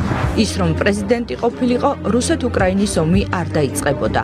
ამ რეალობაში დარწმუნებული დონალდ ტრამპისგან ახლა ყველა ომის დასრულების გეგმას ელოდება. ამ საკითხის განხილვა კი ტრამპმა რუსეთთან უკვე დაიწყო.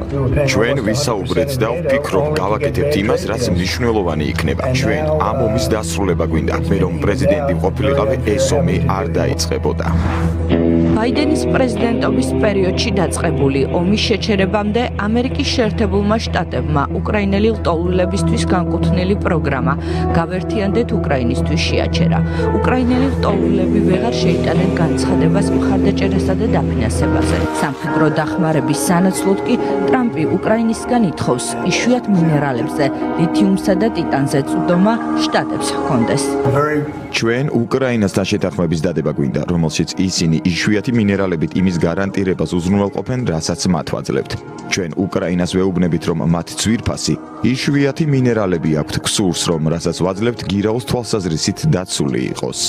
ომის მესამე წლისთავზე ვოლოდიმერ ზელენსკი მზადყოფნას გამოთქვამს პირდაპირ ესაუბროს პუტინს, თუ ეს უკრაინას მშვიდობას მოუტანს. პარტნიორებს საყვედურობს ომის გაჭიანურებას. დასავლურ მედიასთან კი შეერთებულ შტატებს აკრიტიკებს და ამბობს, რომ ამერიკამ უკრაინის ომით მილიარდები იშოვა. ამერიკული კომპანიები დიდი მოთხოვნების გამო იარაღზე კონტრაქტს ბოლო 50 წლის განმავლობაში ყველაზე მაღალ ფასში აფორმებენ. ყველა ევროპულ ქვეყანას აქვს ასეთი მოთხოვნა. ეს უზარმაზარი თანხა. ამერიკულმა კომპანიებმა მხოლოდ ლიცენზიებით მილიარდები გამოიმუშავეს. თეთრი სახლის ახალი პოლიტიკის ფონზე უკვე გაისმა კრიტიკა ძველი მისამართით ვოლოდიმერ ზელენსკისგან. უკრაინის პრეზიდენტს აინტერესებს ომის დაწყებამდე რაზე მოილაპარაკეს ბაიდენმა და პუტინმა. ამ სურს ვისაუბროთ, თუ როგორ დაიწყო ფართომასშტაბიანი ომი. შეგვიძლია განმარტოთ, სად ვიყავით და რა რესურსი გქონდა. ფიქრობ, ყველა დეტალი ჩვენ არ ვიცით. რაღაცებს ვარაუდობთ. ამ დრომდე ძალიან მაინტერესებს, რა მოილაპარაკეს პუტინმა და ბაიდენმა შვეიცარიაში. გულწრფელად მაინტერესებს, რაზე შეთანხმდნენ, მაგრამ ისტორია ამას აუცილებლად მოგვიყვება. ისტორია პასუხს ყველა კითხვას გასცემს. კითხვები კი რეალურად მხოლოდ ახლა გაუჩნდათ მსოფლიო ლიდერების ჯერ მცირე ნაწილს და მათ შორის არის ომში მყოფი ქვეყნის პრეზიდენტიც. ეს მას შემდეგ, როცა თეთრი სახლის ადმინისტრაციამ ღიად დაიწყო საუბარი, რომ ომის თავიდან აცილება შესაძლებელი იყო და რომ უკრაინელი ხალხის მიმართ არაკეთილსინდისიერი დამოკიდებულება ჰქონდა დასავლეთს. რაც პუტინმა გააკეთა საშინელება იყო, თუმცა არაკეთილსინდისიერი იყო ისიც, რომ ჩვენ რაღაცნაირად დავაჯერეთ ხალხს, რომ უკრაინა არა მხოლოდ დაამარცხებდა რუსეთს, არამედ მას მთლიანად გაანადგურებდა და უკან დაახევინებდა იმ მდგომარეობამდე, რომელშიც მსოფლიო იყო 2012 ან 2014 წელს, ვიდრე რუსები ყირიმს აიხებდნენ. ამ რეალობის დაჯერებაში მონაწილეობდა თავად ჯო ბაიდენი, ამერიკის ყოფილი პრეზიდენტი. არ არის შესაძლებელი, რომ პუტინმა მოიგოს ომი უკრაინაში, რადგან მან უკვე წააგო ეს ომი. და ამ ყველასთვის სასურველ მოცემულობას რეალობად აწვდიდნენ ხალხს ევროსტრუქტურების მაღალ ჩინოსნებიც. უკრაინამ უნდა მოიგოს ომი და პუტინის აგრესია უნდა იყოს სტრატეგიული მარცხი. ასე რომ ჩვენ ყველაფერს გავაკეთებთ უკრაინელების გამარჯვებისთვის და იმისთვის, რომ მომავალი აიღონ საკუთარ ხელში. რუსეთი სულ უფრო იზოლირებული ხდება, მორალურად, პოლიტიკურად, სამხედრო თვალსაზრისითაც კი რუსეთი ამ ომს აგებს. პუტინი ვერ მოიგებს ომს უკრაინაში. რაც მსოფლიოში ხდებოდა, სარკესავით ირეკლებოდა საქართველოშიც. აქ რადიკალები და მათი მხარდამჭერი ექსპერტები ომის ყველა ეტაპზე აჯერებდნენ ხალხს, რომ უკრაინა იმარჯვებდა და საქართველო რაღაც შანსს უშვებდა ხელიდან. ოპერაცია ევროპის მოტაცება ვერ შედგა, პუტინი დამარცხდა, რასაც ულოცავ ჩემს თავს და მთელ საქართველოს პირველ რიგში, ჩემს შვილებს განსაკუთრებით. რუსეთი მარცხდება, უკრაინა გაიმარჯვებს, ცივილიზებული სამყარო გაიმარჯვებს და საქართველოც გაიმარჯვებს უკრაინასთან, ევროპასთან, ამერიკასთან და ცივილიზებულ სამყაროსთან ერთად. რაც არ უნდა ხდებოდეს, რაში და პროვოკაციაც არ უნდა იყოს თუ ასე შემდეგ და ასე შემდეგ, ფაქტია რომ რუსეთი მარცხდება ამ ომში და ეს პირდაპირ დაკავშირებულია ჩვენ მომავალთან. უკრაინა იმარჯვებს, პუტინი მარცხდება და ეს უნდა შეეძლოს ციხეში ყოფნა, ასე რუსეთის აგენტების მეც არავის თავში არ მოუვარ. თითოეული რადიკალი გვიმტკიცებდა, რომ უკრაინა იმარჯვებდა, საქართველო კი ხელისუფლების გადაწყვეტილებების გამო იზოლირებული რჩებოდა. დამატებითი ეკონომიკური სანქციების დაწესების მოთხოვნა გამოჩნდა, რომ მხოლოდ მიზეზი იყო. საბაბი, რომ ადგილობრივ დონეზე დაიწყოთ დესტრუქცია ხელისუფლების ცვლილების მოსამწიფებლად. გლობალურად კი ქვეყანა უფრო დიდი კატასტროფის წინაშე იყო. სამი წლის წინ ჩვენთან მოდიოდნენ ზუსტად ამ ტექსტებით, რომ უკრაინა იგებს ომს და თქვენ ეს შანსი არ უნდა გავუშვათ ხელიდან. ამას გვეუბნებოდნენ დახულ კარს მიღმა, როცა მოგვიწოდებდნენ მეორე ფრონტისკენ. ჩვენ გვქონდა თავშეკავებული პოზიცია და დღეს როგორც გამოცდილება გვიჩვენებს, ასევე ბატონი რუბიოს განცხადებების ადასტურებს იმას, რომ ჩვენი მიდგომა იყო აბსოლუტურად სწორი და გამართლებული.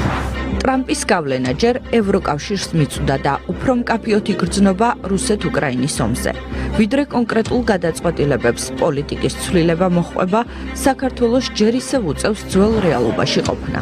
მაგალითად, ქართულ დიპლომატიურ პასპორტებზე ევროკავშირის საბჭომ უვიზო მიმოსვლა შეაჩერა. მიზეზად კი გადაწყვეტილებას უცხოური გავლენის გამჭვირვალობის და ოჯახური ღირებულებების დაცვის შესახებ კანონები დაუდო.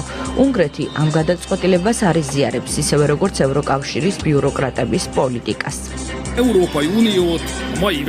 ევროკავშირი იზოლაციაში მოექცა მისი ამჟამინდელი ლიდერების მიერ. ნუ მისცემთ უფლებას მოგატყუოთ, როცა იზოლირებულებს ჩვენ გვეძახიან. ჩვენ შევეჩეხეთ ძველ კომუნისტურ ხრიკს. ისინი ყოველთვის ადანაშაულებენ ოპონენტებს იმაში, რასაც თავად აკეთებენ. სიმართლე ისაა, რომ არც ერთი სხვა კონტინენტი არ არის ასეთი იზოლირებული მსოფლიო წესრიგის ყველა მთავარი მოთამაშისგან. ევროპა იზოლირებულია ამერიკის ახალი ხელმძღვანელობისგან. ევროპელმა ლიდერებმა დონალდ ტრამპი დემონად დახატეს და ეს სამწუხაროდ გვახსოვს არა მხოლოდ ჩვენ, არამედ შეერთებული შტატების ახალ ადმინისტრაციასაც. ტრამპის გამარჯვების შემდეგ ევროპარლამენტარ ტიერი მარიანს ბრიუსელი ავტომობილის ფარების წინ აღმოჩენილ დამფრთხალ კურდღელს აგონებს. ევროპარლამენტარი ანდრეშ ლასლო კი ამბობს, რომ ტრამპის ადმინისტრაციამ იცის ბრიუსელს ვაშინგტონში დემოკრატი პრეზიდენტი და დემოკრატიული პარტიისთვის დამახასიათებელი ეგრეთ წოდებული პროგრესული პოლიტიკა ურჩევნია. ევროპარლამენტარის აზრით, ბრიუსელს, რომელიც სხვებისთვის ჭკუის სწავლებასაა მიჩვეული, ვაშინგტონი აღარ გაუმაგრებს ზურგს. დასავლელ ლიდერთა და დიპლომატთა უმრავლესობას სამწუხაროდ დაავიწყდა თუ რას გულისხმობს დიპლომატია. მათ დაავიწყდათ, რომ სხვა სახელმწიფოებთან ურთიერთობა ურთიერთპატივისცემაზე და საერთო ინტერესებზე უნდა იყოს დაფუძნებული. ეს ეხება განსაკუთრებით იმ სახელმწიფოებს, რომლებიც ევროკავშირში გაწევრიანების გზაზე არიან. ევროკომისიას და ევროპარლამენტს მიაჩნიათ, რომ ამ სახელმწიფოებისთვის ნებისმიერი პირობის წაყენება შეუძლიათ. ასია საქართველოს შემთხვევაში. ეს არ არის სწორი. კულტურული მემკვიდრეობის უგულებელყოფა არ არის მართებული. ადაწესების და ტრადიციების უარყოფა. ამავე დროს ამ სახელმწიფოთა ინტერესებისთვის ზურგის შექცევა არ არის სწორი. ევროპას ორი არსი აქვს. მნიშვნელოვანია, რომ მე ეს ქართულ მაყურებელს ვუხსნა. ერთ ნაწილს განსაკუთრებით ევროპარლამენტსა და ევროკავშირში აქვთ ერთგვარი იდეა, ერთა აღრების. მათი მიზანია, რომ ყველა ქვეყანა გახდეს ამ წარმონაქმნის უბრალო შემადგენელი რეგიონი. ყველაფერს კი თავად გადაწყვეტენ. მეორე მხარე კი მაგალითად უნგრეთის, იტალიის, სლოვაკეთის მთავრობები. საქართველოს ხელისუფლებაც მიუხედავად იმისა, რომ წევრი სახელმწიფო არ ხართ, აცხადებენ, რომ ერი არის რეალობა. ერი არის მისი ისტორია და ხალხის ერთობა. ევროკავშირის მმართველებმა კი დაასკვნეს, რომ ყველა ერთნაირი უნდა იყოს. ტრამპის გამარჯვებამ შექმნა იმედი, რომ ის ხალხი, ვინც იცავს სუვერენიტეტს, მათი ბრძოლა უფრო მეტ მნიშვნელობას შეიძენს. ევროკავშირის ამჟამინდელმა ადმინისტრაციამ უნდა ისწავლოს სახელმწიფოთა პატივისცემა. ტრამპის მოbrunება კი ამ თვალსაზრისით შესანიშნავია. ტრამპის ინაუგურაციაზე არ მიუწვევიათ ევროკავშირის არც ერთი ბიუროკრატი. თეთრ სახლში დაბრუნების შემდეგ კი ამერიკის შეერთებული შტატების ადმინისტრაცია ევროკავშირის ხელმძღვანელებთან კომუნიკაციას ევროპის ქვეყნების ხელისუფლებებთან პირდაპირ კონტაქტს ამჯობინებს. ტრამპი ტარიფების დაწესებას აანონსებს და ღიად ამბობს, რომ ევროკავშირის შტატებს ცუდად მოექცა. ამ შეკითხვაზე პასუხისას ამერიკის პრეზიდენტმა იკითხა, გულწრფელი პასუხი იყო საჭირო თუ პოლიტიკური და პასუხით კიდევ ერთხელ გამოჩნდა, რომ ტრამპის პოლიტიკა ევროპის მიმართ იქნება გულწრფელი. დაფინანსებები აი ამ ადამიანებს, რომლებიც მოღალატეობრივ საქმიანობაში იყვნენ ჩართული, უხვად ჰქონდათ. USAID, ყველა სხვა საერთაშორისო ორგანიზაციები არიგებდნენ ფულს აი მოღალატეებისთვის და დღეს, როდესაც აი ამ ყველაფერს ვიკვლევ ჩვენ თვითონ გაოგნებული ვართ, იმიტომ რომ საქმე ეხება მილიონობით დოლარს, რომლებიც მიემართებოდა ორგანიზაციებზე, რომლებიც შემდგომ საუბრობდნენ, რომ ქვეყნისთვის თითქოს კარგი უნდოდათ. და აი ამ ფულით ესენი აწყობდნენ დივერსიებს, მეგობრებო. სერიოზული პრობლემა ის რეალურად წარმოადგენს ხო ნეოფაშისტურ ძალას. ეს აღშფოთებული ანჯეოშნიკი თამთა მიქელაძეა, რომელიც შტატების ახლად არჩეულ პრეზიდენტს ნეოფაშისტად მოიხსენიებს. მიზეზი ნათელია, ახალმა ადმინისტრაციამ ღია ბრძოლა გამოუცხადა USAID-ის, ქართველი არასამთავრობოების უმთავრეს სპონსორს. სახდების ოფიციალური პირებისგან და ელჩებისგან არის პრეტენზია, რომ USAID ძირს უთხრის საქმეს, რასაც შეერთებული შტატები აკეთებს ამა თუ იმ ქვეყნებში. ეს აღაშფოთებს მასპინძელ მთავრობას, ვისთვისაც ცდილობთ მუშაობას. USAID-ის კორუფციული საქმიანობა მსოფლიოს მასშტაბით ახლა ამერიკის შეერთებულ შტატებში ერთ-ერთი ყველაზე გარჩევადი თემაა. სააგენტოს წარსულ ქმედებებს, მათ შორის სხვადასხვა სუვერენული ქვეყნის საქმიანობაში ჩარევას ღიად აკრიტიკებენ პრეზიდენტი ტრამპი, ილონ მასკი, JD Vance, მარკო რუბიო. ისინი ფუნქციონირებენ როგორც ჩრდილოვანი მთავრობები, რომლებიც ჭამენ იმ არჩეულ მთავრობებს, რომელთა დახრჩობაც შეერთებული შტატების ინტერვენციონისტებს სურთ. საზღვარგარეთ ჩვენი საგარეო პოლიტიკის კატასტროფების უმეტესობის მიღმა თქვენ USAID-ის ხელწერას იხილავთ. უკრაინიდან საქართველომდე და მის მიღმა USAID უცხო ქვეყნების საშინაო საქმეებში ერევა. USAID-დან გაჩაღებული ბრძოლის ფონზე ილონ მასკი პლატფორმა X-ზე სააგენტოს საქმიანობის ამსახველ ვიდეო კოლაჟს აზიარებს, სადაც თბილისში გამართული საპროტესტო აქციების კადრებსაც ხედავთ. ილონ მასკის მიერ გაზიარებული ვიდეოს ავტორი სახელმწიფო დეპარტამენტის ყოფილი თანამშრომელი მაიკ ბენცია. მან სხვა ქვეყნებსა თუ საქართველოში USAID-ის მიერ მართულ პროცესებზე დეტალურად ტაკერ კარლსონთან ინტერვიუში ისაუბრა. USAID გახლავთ სახელმწიფო გადატრიალებაში დახელოვნებული ორგანიზაცია. შევეშვათ ათასობით დოკუმენტირებულ შემთხვევას. გავიხსენოთ არაბული გაზაფხული. USAID-მა მაშინ $1 მილიარდზე მეტი დახარჯა. USAID აქტიურად ამზადებდა ქაოსსა და დაუმორჩილებლობისათვის ადამიანებს. ეს ვნახეთ საქართველოში. 25 million to promote green transportation in Georgia. USAID და საქართველოს ამერიკული მედიის ყურადღების ქვეშაა. ერთ-ერთი ყველაზე გავლენიან არხზე, Fox News-ზე. ხაზი გაუსვეს $25 მილიონიანი მწვანე ენერგიის პროგრამას, რომლის ფარგლებშიც მწვანე ავტომობილების პოპულარიზაციის ნაცვლად თანხა მხოლოდ ბანერებისთვის გაიმეტეს. 25 მილიონი დოლარი გამოიყო ეკოლოგიურად სუფთა ტრანსპორტის რეკლამირებისთვის საქართველოში და ამ ფულით ელექტრომობილები კი არ შეგვიძენია მათთვის. არამედ გადავუხადეთ საეჭვო სააგენტოს, რომ განეთავსებინა სარეკლამო ბილბორდები წარწერით, იყიდეთ ელექტრომობილები. ეს შავი ფული რეალურად, რომელშიც სხვა რამე ეწერა მაშინ გრანტში, მაგრამ სხვა რამეს ხმარდებოდა და სავარაუდოდ ეს არის სწორედ ეს მწვანე მანქანების ფულიც, იმიტომ რომ ამის შედეგი ჩვენ არ დაგვინახია. თუ რამდენად ეს გრანტები არ ხმარდებოდა იმ სახელმწიფოების ინტერესს, სადაც ეს ფული ხარჯებოდა, ამისი ძალიან ბევრი მტკიცებულება გვაქვს საქართველოშიც და უცხოეთშიც. მიმდინარე კვირასვე გასაჯაროვდა ჩარიცხვების დამადასტურებელი ფაქტები. საუბარია ჯამურად $41 მილიონ მეტზე, რომელიც საქართველოში არჩევნებისთვის და სამოქალაქო საზოგადოების გაძლიერებისთვის გადმოირიცხა. USAID websites. რას ვხედავთ USAID-ის ვებსაიტზე გრანტი $20,490,000 საქართველოში არჩევნებისა და პოლიტიკური პროცესის გაძლიერების კონსორციუმისთვის. $26 მილიონი. როგორ ფინანსდება ეს? საერთაშორისო განვითარების სააგენტოს მეშვეობით. აღწერა და ფინანსების ამ პროექტის აღწერა საქართველოს არჩევნები და პოლიტიკური პროცესების აქტივობა. ასე რომ თქვენ გაქვთ ეს 26 მილიონი პლუს ახლა USAID-ის საუბედუროდ მათ ვერ მიაღწიეს თავის მცდელობას. საქართველოში ხელისუფლებაში მყოფი ადამიანების უმეტესობა ჯერ კიდევ ეწინააღმდეგება ასეთ რამეს და როცა წინააღმდეგობას უწევენ, რა ჰქვია მათ? პრორუსი. არის რაღაც ამ სახის გავლენის დამორჩილებას მონობასა და პრორუსულობას შორის. ეს არის დამოუკიდებლობა და ეს მათი დამსახურებაა. დადასტურდა თუ რაში არის საქართველოს ხელისუფლების და ქართული ოცნების სიძლიერე.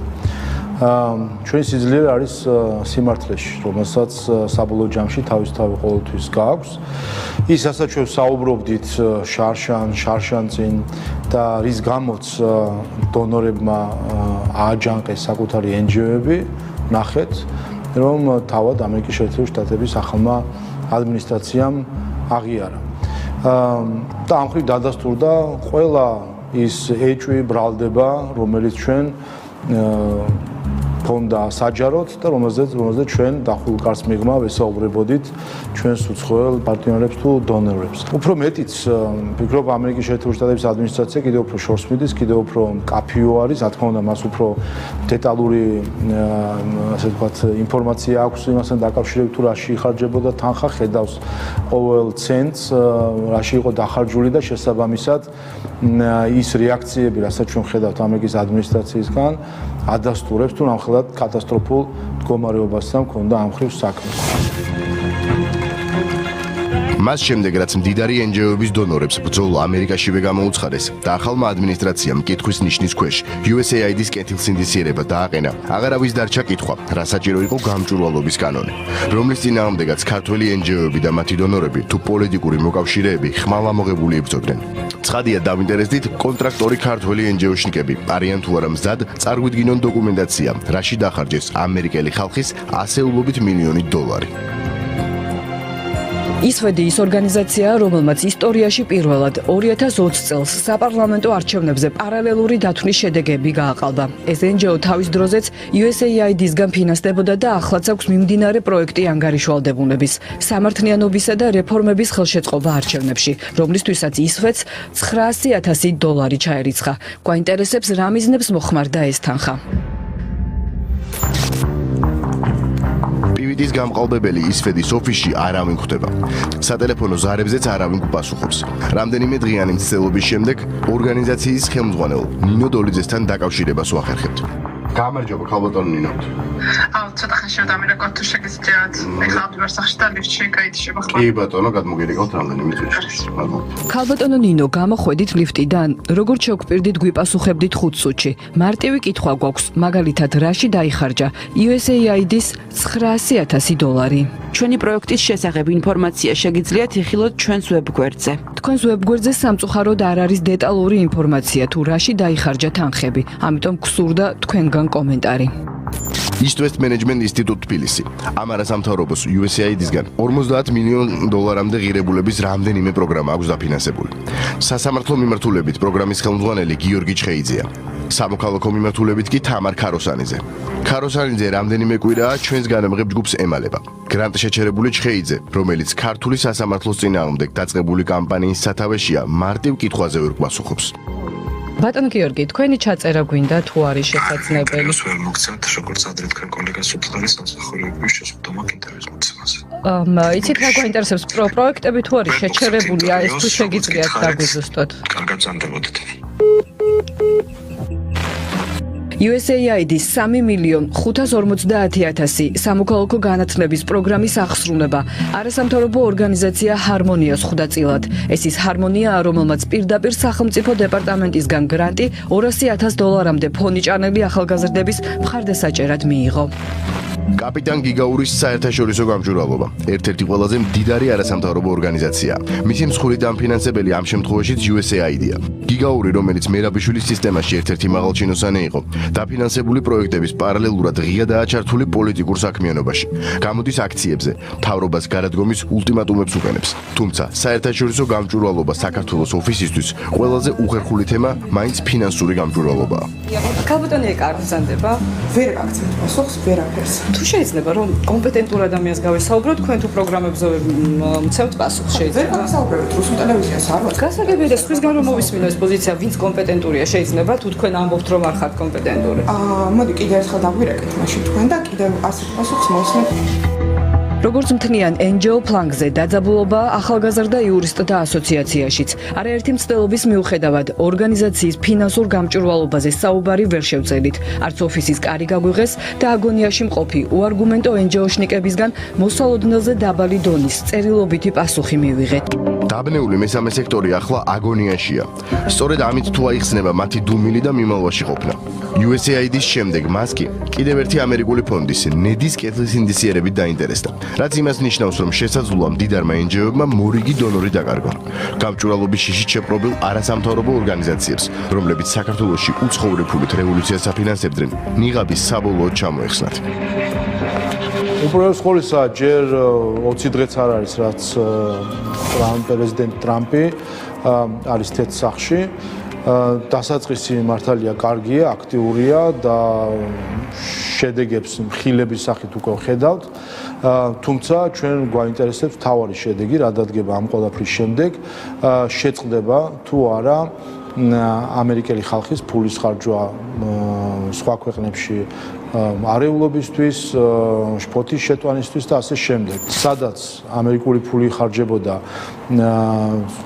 ჭეშმარიტი მიზნების საწინააღმდეგოდ, იქ დიდი შანსი არის, რომ ევროპული ფულიც ასევე იხარჯებოდეს. და რა თქმა უნდა, თან ვიცით ამის მაგალითები, ევროპის დემოკრატიის ფონდი არის ამის საუკეთესო მაგალითი, ფონდი, რომელიც სპეცსამსახურის მეთოდებით იატარ ქვეშ მუშაობს საქართველოში, ფარულად აფინანსებს პოლიტიკურ პარტიებს, რადიკალურ ჯგუფებს და მიუხედავად მრავალგვარი ცდილობისა, მათ შორის ჩემი მხრიდან და წერილობით მიმართვისა ევროკავშირის საელჩოს მიმართ, ჩემი პირადი საუბრებისა ბრიუსელის ბიუროკრატიის სხვადასხვა დონეზე შედეგს ვერ მივაღწია, ჩვეულებრივად, სპეცსამსახურებით ჩაკეტილი ორგანიზაცია, რომელიც უბრალოდ რაღაც მავნე მიზნებისთვის მოქმედებს საქართველოში. ორგანიზაციები, რომლებიც 10 წლეულია ასეულობით მილიონ დოლარს უცხოეთიდან იღებდნენ, ახლა კი გრანტები შეუჩერდათ, ჯერჯერობით უკმაყოფილების გამოხატვასაც კი ვერ ბედავენ. არადა გამჭვირვალობის ელემენტარულ სტანდარტზე უარის გამო, სულ რაღაც 1 წლის წინ თბილისის ქუჩებს წვავდნენ. ახლა საინტერესოა, რატომ დუმან ევროპული ფონდები შტატებში განვითარებული პროცესების კვალდაკვალ, ქართული ოპოზიციური პოლიტიკური პროტესტის გარეთ დამფინანსებელი ნედთან ერთად სწორედ იიდია. უცნობია იქნება თუ არა ტრამპის ეფექტი გადამდები და გადახედავენ თუ არა ევროკავშირის ფონდები საკუთარ საგრანტო სტრატეგიას. დღეს, როდესაც თქვენ ხედავთ აი ინტელიგენციის წარმომადგენლებს, აი დოიაშვილი, რომელიც დადის მაგალითად თავისი თეატრით, აი მსახიობებს, სპორტსმენებს, ყველა აი ამათ აქვს მიღებული სოლიდური თანხები. აი ეს მილიონები, რომლებიც აი დაიდო დასკვნის სახით რა დაფინანსებები არის მიღებული. ყველა ეს ფული მიიღეს ამ ხალხმა. და თქვენ რა გონიათ, ეხლა ვინც რუსთაველზე გამოდის, მართლა რაღაცა ენთუზიაზმზე და რაღაცა სამშობლოს სიყვარულით ლაპარაკობს. ყველას აქვს გასქელებული ჯიბეები. ყველას ანგარიშებზე აქვს დიდი თანხები დასმული. და თითეული მათი ქუჩაში გამოსვლა ეს არის $1000. აი ხა იმ დღეს რუსთაველის თეატრში გამობძანდა ვიღაც ქალბატონი, ესე იგი და მოაწყო რაღაც დივერსია, მოაწყო რაღაც პროვოკაცია. ესე იგი ამ თეატრებში ისე გამოვლენ რაღაც მაისურებით, რომ ჩვენ რაღაცა ხელისუფლების წინააღმდეგ გამოდიო, რომ ვითომ ეს ამათი იყოს რუსთაველი მარჯანიშვილის თეატრი, ამათი იყოს ეს აბაშიძის თეატრი, ამათი იყოს ეს ორგანიზაციები და გამოვიდა ეს ქალბატონი და პროტესტი გამოთქვა.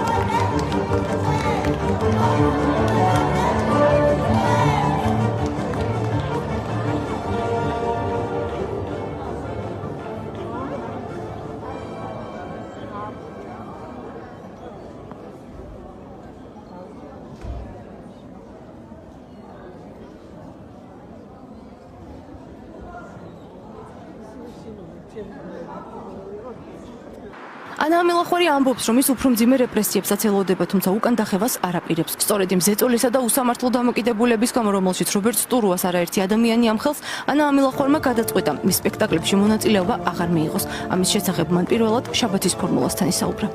ვერ დავთმობ რუსთაველის თეატრის ჩემ სტატუსს ესე ადვილად, იმიტომ რომ მართლა ჩემი ჯანმრთელობის და ჩემი ნერვების და ჩემი ფსიქოლოგიური რაღაცა კრიზისების ხარჯზე მაქვს დამსახურებული და მიღებული ეს სტატუსი, მაგრამ პირველად ვამბობ ახლა თქვენთან, რომ მე აღარ მსურს ბატონი რობერტ სტურუას სპექტაკლებში მონაწილეობა და დავიწყებ ამ მოლაპარაკებებზე მუშაობას.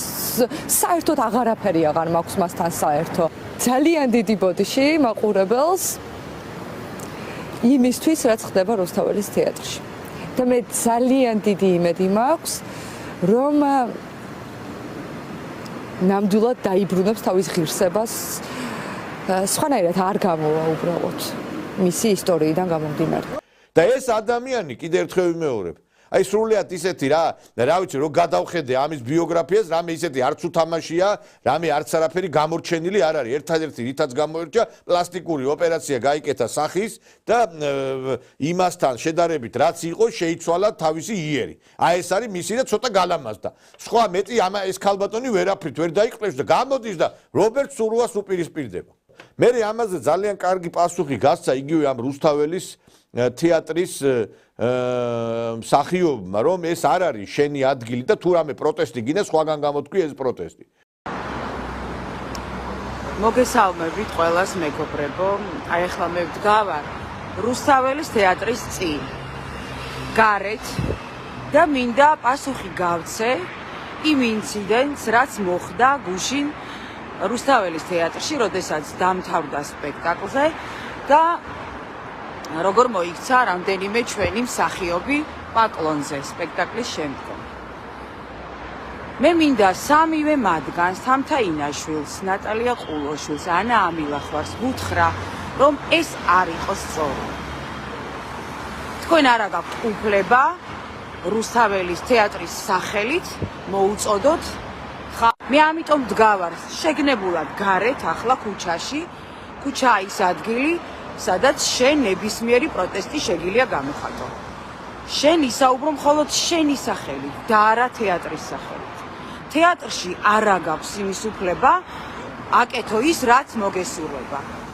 უნდა სცე პატივი თელ კოლეგებს, თეატრებს, რომელიც მრავალი მხარეა. ამ თეატრს ყავს ყველანაირი მაყურებელი. ზოგი იმის მომხრეა, ზოგი იმის მომხრეა და ასე შემდეგ. შენ უნდა სცე ყველას პატივი და ყველას სახელით. არანაირი მოწოდება თეატრის შენობიდან არ უნდა გააკეთო. რა თქმა უნდა, ტრაგედია არ იყო გუშინ რაც იკადრეთ და ბანერებით გამოხვედით პაკლონზე და აქ რაღაცა წარწერები ჰქონდათ, თურმე წინ ეს არის დაგვინახავს მე ვნახეთ. და რა თქმა უნდა, არავის დაჭერა არ უხარია და არ სურს, მაგრამ შენ ამისთვის, ამ პროტესტისთვის რუსთაველის ეროვნული თეატრი არ უნდა გამოიყენო. შენ გამოდი გარეთ და რა განცხადებაც გინდა ის გააკეთე.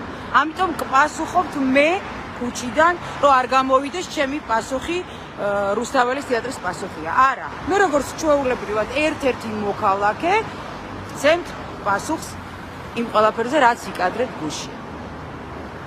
ჩემთვის ეს იყო ძალიან მიუღებელი, მეგობრებო, არ იყო სწორი. ახლა კი მინდა საზოგადოებას გითხრათ. ის მსახიობები, რომლებიც დღეს ასე ჩართული არიან პროტესტში, აქციებზე მონაწილე მსახიობები, ჩვენი კოლეგები არიან, რა თქმა უნდა, დიდი პატივისცემა ყველას თავისუფალი არჩევანი აქვს, ვისაც რა უნდა ის თქვას და ის აპროტესტოს. მაგრამ მინდა გითხრათ, რატო არ არიან ჩემთვის გასაკვირი არც ერთი მათგანი. ეს ყველა მსახიობი, როდესაც იყო მიშა სააკაშვილი პრეზიდენტი ჩვენი ქვეყნის და ნაციონალური მოძრაობა და მართლა რეჟიმი მძვინვარებდა საქართველოში, ყველა იყო მიშას მომხრე, მათი მომხრე. ერთადერთი იყო მაშინ რუსთაველის ეროვნული თეატრი, რომელიც ებრძოდა სააკაშვილის რეჟიმს, რომლისთვისაც მიუღებელი იყო ნაციონალური მოძრაობა. ერთადერთი იყო რუსთაველის თეატრი და რჩება ბოლომდე ასე. ამიტომ ის მსახიობები, რომლებიც ახლა რეგიონებში დადიან, ყოველდღე აქ რუსთაველზე დგანან, აპროტესტებენ დღევანდელ მდგომარეობას, ჩვენთვის გასაკვირი არც ერთი არ არის. მერე კიდევ მინდა გითხრათ ერთი რამე. ისევ ეგენი, რა თქმა უნდა, რამდენიმე ჩვენთანაც არის და ალბათ იმ თეატრებშიც არის მსახიობები, ვინც არ იღებს ამ პროტესტს და არ იზიარებს მათ აზრს, მაგრამ ალბათ არიან ჩუმა და მათი გადასაწყვეტია ეს ყველაფერი, მათი არჩევანია. ჩვენთანაც არიან და იცით რას ამბობენ, გითხრათ? როდესაც რეპეტიციის დროს არის თუ შესვენებებზე საუბრობთ ხოლმე დღევანდელ მდგომარეობაზე ისინი ამბობენ, როდესაც პროტესტი დავიწყეთო, ჩვენო ძალიან კარგად ვიცოდითო, რომ რა თქმა უნდაო, ესო ყველა მისისო, ყველა მხარემ, რომ არანაირად არჩევნები არ გაყალბებულაო. მაგრამო ამაში არ არის საქმეო. ჩვენ უბრალოდ არ გვინდა ეს თავრობა. ჩვენ პასუხობთ, თუ კი შენ იცი რომ არ გაყალბებულა და პროტესტი იწყებ, ტყუილით უკვე რომ თურმე არჩევნები გაყალბდა, უკვე დამარცხებული ხარ. იმიტომ რომ ტყუილი ვერ გაიმარჯვებს ვერასოდეს. ყველა ტყუილი არის დროებითი. ხო რატო ქვია ტყუილი, რომ აუცილებლად გამოაშკარავდება რომ ის არის ტყუილი. მერე ის თქვენი ისევ ვითომ თქვენი მომხრეები რომ გგონიათ, ზურგს უკან იცით რა საუბრობენ თქვენზე, არ იცით? და ასეთი ადამიანებია ხო თქვენთვის მისაღები და ვინც პირდაპირ სიმართლეს პირში გეუბნება, ის მიუღებელია. ის რუსეთუმეა, ის ქოცია და ასე შემდეგ, არ ვიცი. უამრავი სახელწოდებები გაქვთ ჩვენს მიმართ. რა თქმა უნდა, არასოდეს არ მომწონებია ჩემგანაც ბევრი რამ, გამიკეთებია ისეთი კომენტარი, დამიწერია ზოგიერთ გვერდზე, ან მიპასუხია ცუდად ადამიანისთვის, მაგრამ ადამიანები ვართ, ხო, რაღაცას ვერ მოითმენ და იკადრებ, მაგრამ ეს არ ნიშნავს, რომ ეს მომწონს. გვერდიდან რო შემიხედავ, ძალიან გაუბრაზებულ ვარ საკუთარ თავზე, რომ არ უნდა დაეშვა იმ დონემდე, რომ უღირსად უპასუხო. მაგრამ ეს მე მარტო გამიკეთებია, არავის სახელით და მე ამ ყველაფერში რუსთაველის ეროვნული თეატრი არ გამომიყენებია. მოდით რა, გადახედეთ კარგად ამ თეატრის ისტორიას და მე გაბედეთ, თუ კი შეძლებთ რაიმეს გაბედვას. პატივისცემას ნუ დავკარგავთ ადამიანებო, ეს არ შეიძლება. და ყველაზე მთავარი, აი ხო არის, ალბათ ყველა ფიქრობს, რომ ნეტა ხო არ ვწდებით და ეს ხო არ არის მეორე მხარე მართალი და ჩვენ რაღაც შეცდომას უშვებთ, რომ მათ გვერდით არ დგავართ. 1%-ის თუ მიფიქრია ამაზე, ეგ 1%-იც აღარ არის და იცით რატომ? იმიტომ რომ აი ამ მოვლენებმა ზედაპირზე რაც ამოიტანა, ის რომ თურმე ადამიანებს ყველაფრის კადრება შეუძლიათ. შენ რომ ყველანაირ ძვირფას, ყველანაირ წმინდას აფურთხებ, აგინებ, შეურაცხყოფ, რანაირად უნდა შემეპაროს. თუნდაც ის 1% ეჭვირო, შენ ხარ მართალი და მე არა ვარ მართალი. არ შეიძლება ასე მეგობრებო. ძალიან მიუღებელია, რაც ხდება დღეს ქართველებში, როგორც ვართ ერთმანეთთან დაპირისპირებული და მოდი რა, უფრო სიღრმისეულად დავფიქრდეთ თითოეულ ჩვენთაგანი. უფრო სიღრმისეულად და სანამ რაღაცას ვიტყვით, ნუ გაასწრებს სიტყვა გონებას რა, ჯერ კარგად ვიფიქროთ და მერე თუ შეურაცხყოფა მისაყენებელი და თვლი რომ უნდა მიაყენო, შენი არჩევანია კი ბატონო. კიდევ ერთხელ მინდა გითხრათ, რომ ძალიან არასწორი იყო, რაც იკადრეს გუშინ ჩვენმა მსახიობებმა და ძალიან დიდი იმედი მაქვს, რომ ამას მიხვდებიან, რატომ იყო არასწორი. ის კი არ იყო არასწორი, რომ თქვენ პატიმრების გათავისუფლებას ითხოვთ. არა, ამაში ადამიანი არ უნდა იყო მაშინ, რომ ვიღაცის დაჭერა გიხაროდეს და არ გინდოდეს გათავისუფლება. არა.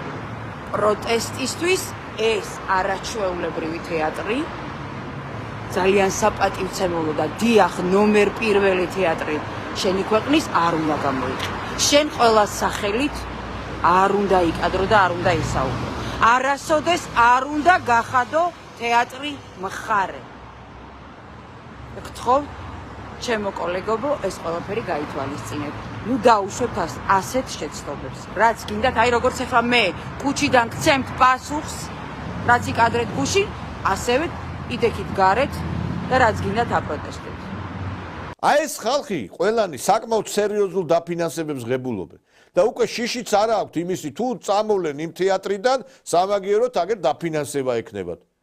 ეხლა მოქმედი გასაგებია ეს მსახიობები, ვინც არიან დაკავებულები, მაგრამ აი ეს ყოფილი მსახიობებიც, რომლებიც გვახსოვს ჩვენ რაღაც გარკვეული მნიშვნელოვანი როლებიდან, ისეთი რაღაცა აი ისეთი ენით საუბრობენ, ზოგჯერ გონია რომ აი კანალიზაციის მილი გასკდა მათ პირში. ეთი ყლემი ლოცავს დღესასწაულს. მარიამობას. გილოცავ მარიამობას სექსუალურადო ცხელო ქალბატონო. ეში ხوارაგბეკ. და ვინც იხართ მან ტელევიზორებთან მეორე მხარეს შეგეცით ყველას მართლა თქვენ იმიტომ რომ არ იცით აქ რა თქვენ მოძალადეები ყველა მურტალი და დაგენძრევათ მაგრამ მოდი ეკადემიკადასცა აი ნადია რატომ მემუქრები იმიტომ თქვი რომ ოსების წარმომადგენელი ხარ მაგითო და რა უნდა გაკეთო და გამიუქვაი ხელშეკრულება მიდი გადახიე მიდი შემიცვალე ხელშეკრულება მიდი რატომ რისთვის იმიტომ რომ სიმართლე გითხარი? რატომ? მიდი ხომ მითხარი რომ გაგიხევ ხელშეკრულებასო? მიდი. რატო შეიცვალე? კამერა რო ჩავთე.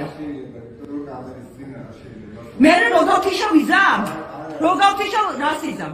როგორ თიშა კამერას ასე კამერამ დამიცვა. თუ რა ეს კაცი მაგდებდა თეატრიდან. იმიტომ რომ უთხარი რომ ჯაბა იოსელიანი ძმაკაცია. თავისი იდეოლოგიით პირადად თუ არ იცნობდა. კი ბატონო, სიმართლე გითხარი.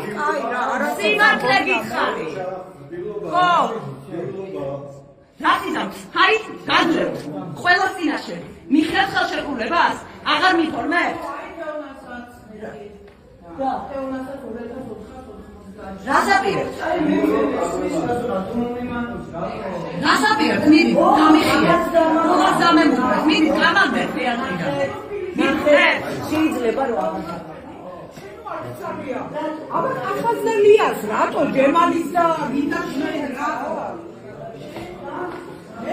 ანუ ეხლა ვიყავი შესული და ველაპარაკებოდი და ვუთხარი სიმართლე ამ კაცს, ვინც არის და რაც არის. ვუთხარი რომ ამ ადამიანს თეატრი არ უყვარს.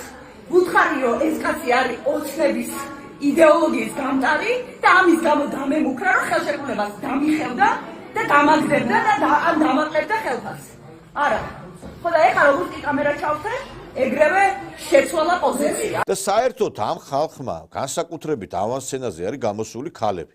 ქართველი ხალი კლდევამოსილების, პატიოსნების, სინდისის, უბრალოების და რაც თავარია რაღაცა სისუფთავის განსახიერება იყო. და ვერ გავიგე რაღაცა ხო უნდა იყოს რაღაცნაირად რაღაცა ბარიერები გამოდიან, როგორ მეტყველებენ, როგორ იგინებიან, როგორ ესე იგი ლანძღავენ საზოგადოებას და არ ვიცი მე აი ქუჩის ქალებივით იქცევიან რა ესე ბოზებიც არ იქცევიან ესენი რო იქცევიან ესენი რა კატეგორია მე არ ვიცი და აი ეს საზოგადოება შექმნა მეგობრებო დასავლეთმა აი ესე დასცა ჩვენი ქვეყანა ძირს რომ ყველა გაანადგურა ყველა ფენა ინტელიგენცია გაანადგურა განათლების სფეროს წარმომადგენლები პოლიტიკური სპექტრი ახალგაზრდობა ყველა მოწამლეს რა აი ეს არის აი კიდე ერთხელ რაღა ხიროსიმას ბომბა ჩამოუგდიათ ამათ და რაღა ის რაც გააკეთეს.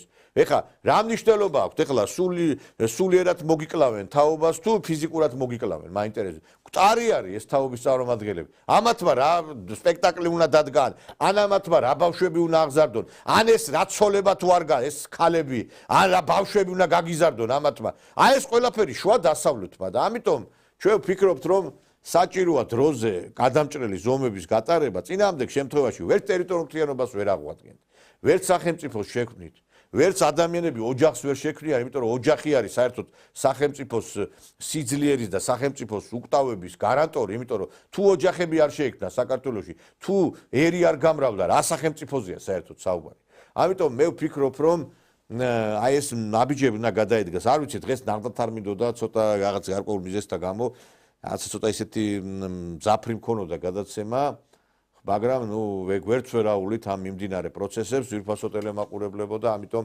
იძულებული ვარ შევეხოთ ყველაფერს, რაც არის დაგროვილი ეს პრობლემები. ამით მე მინდა დაგემშვიდობოთ, შევხვდებით ერთმანეთს ხვალ საღამოს 9 საათზე, კარგად ბრძანდებოდეთ.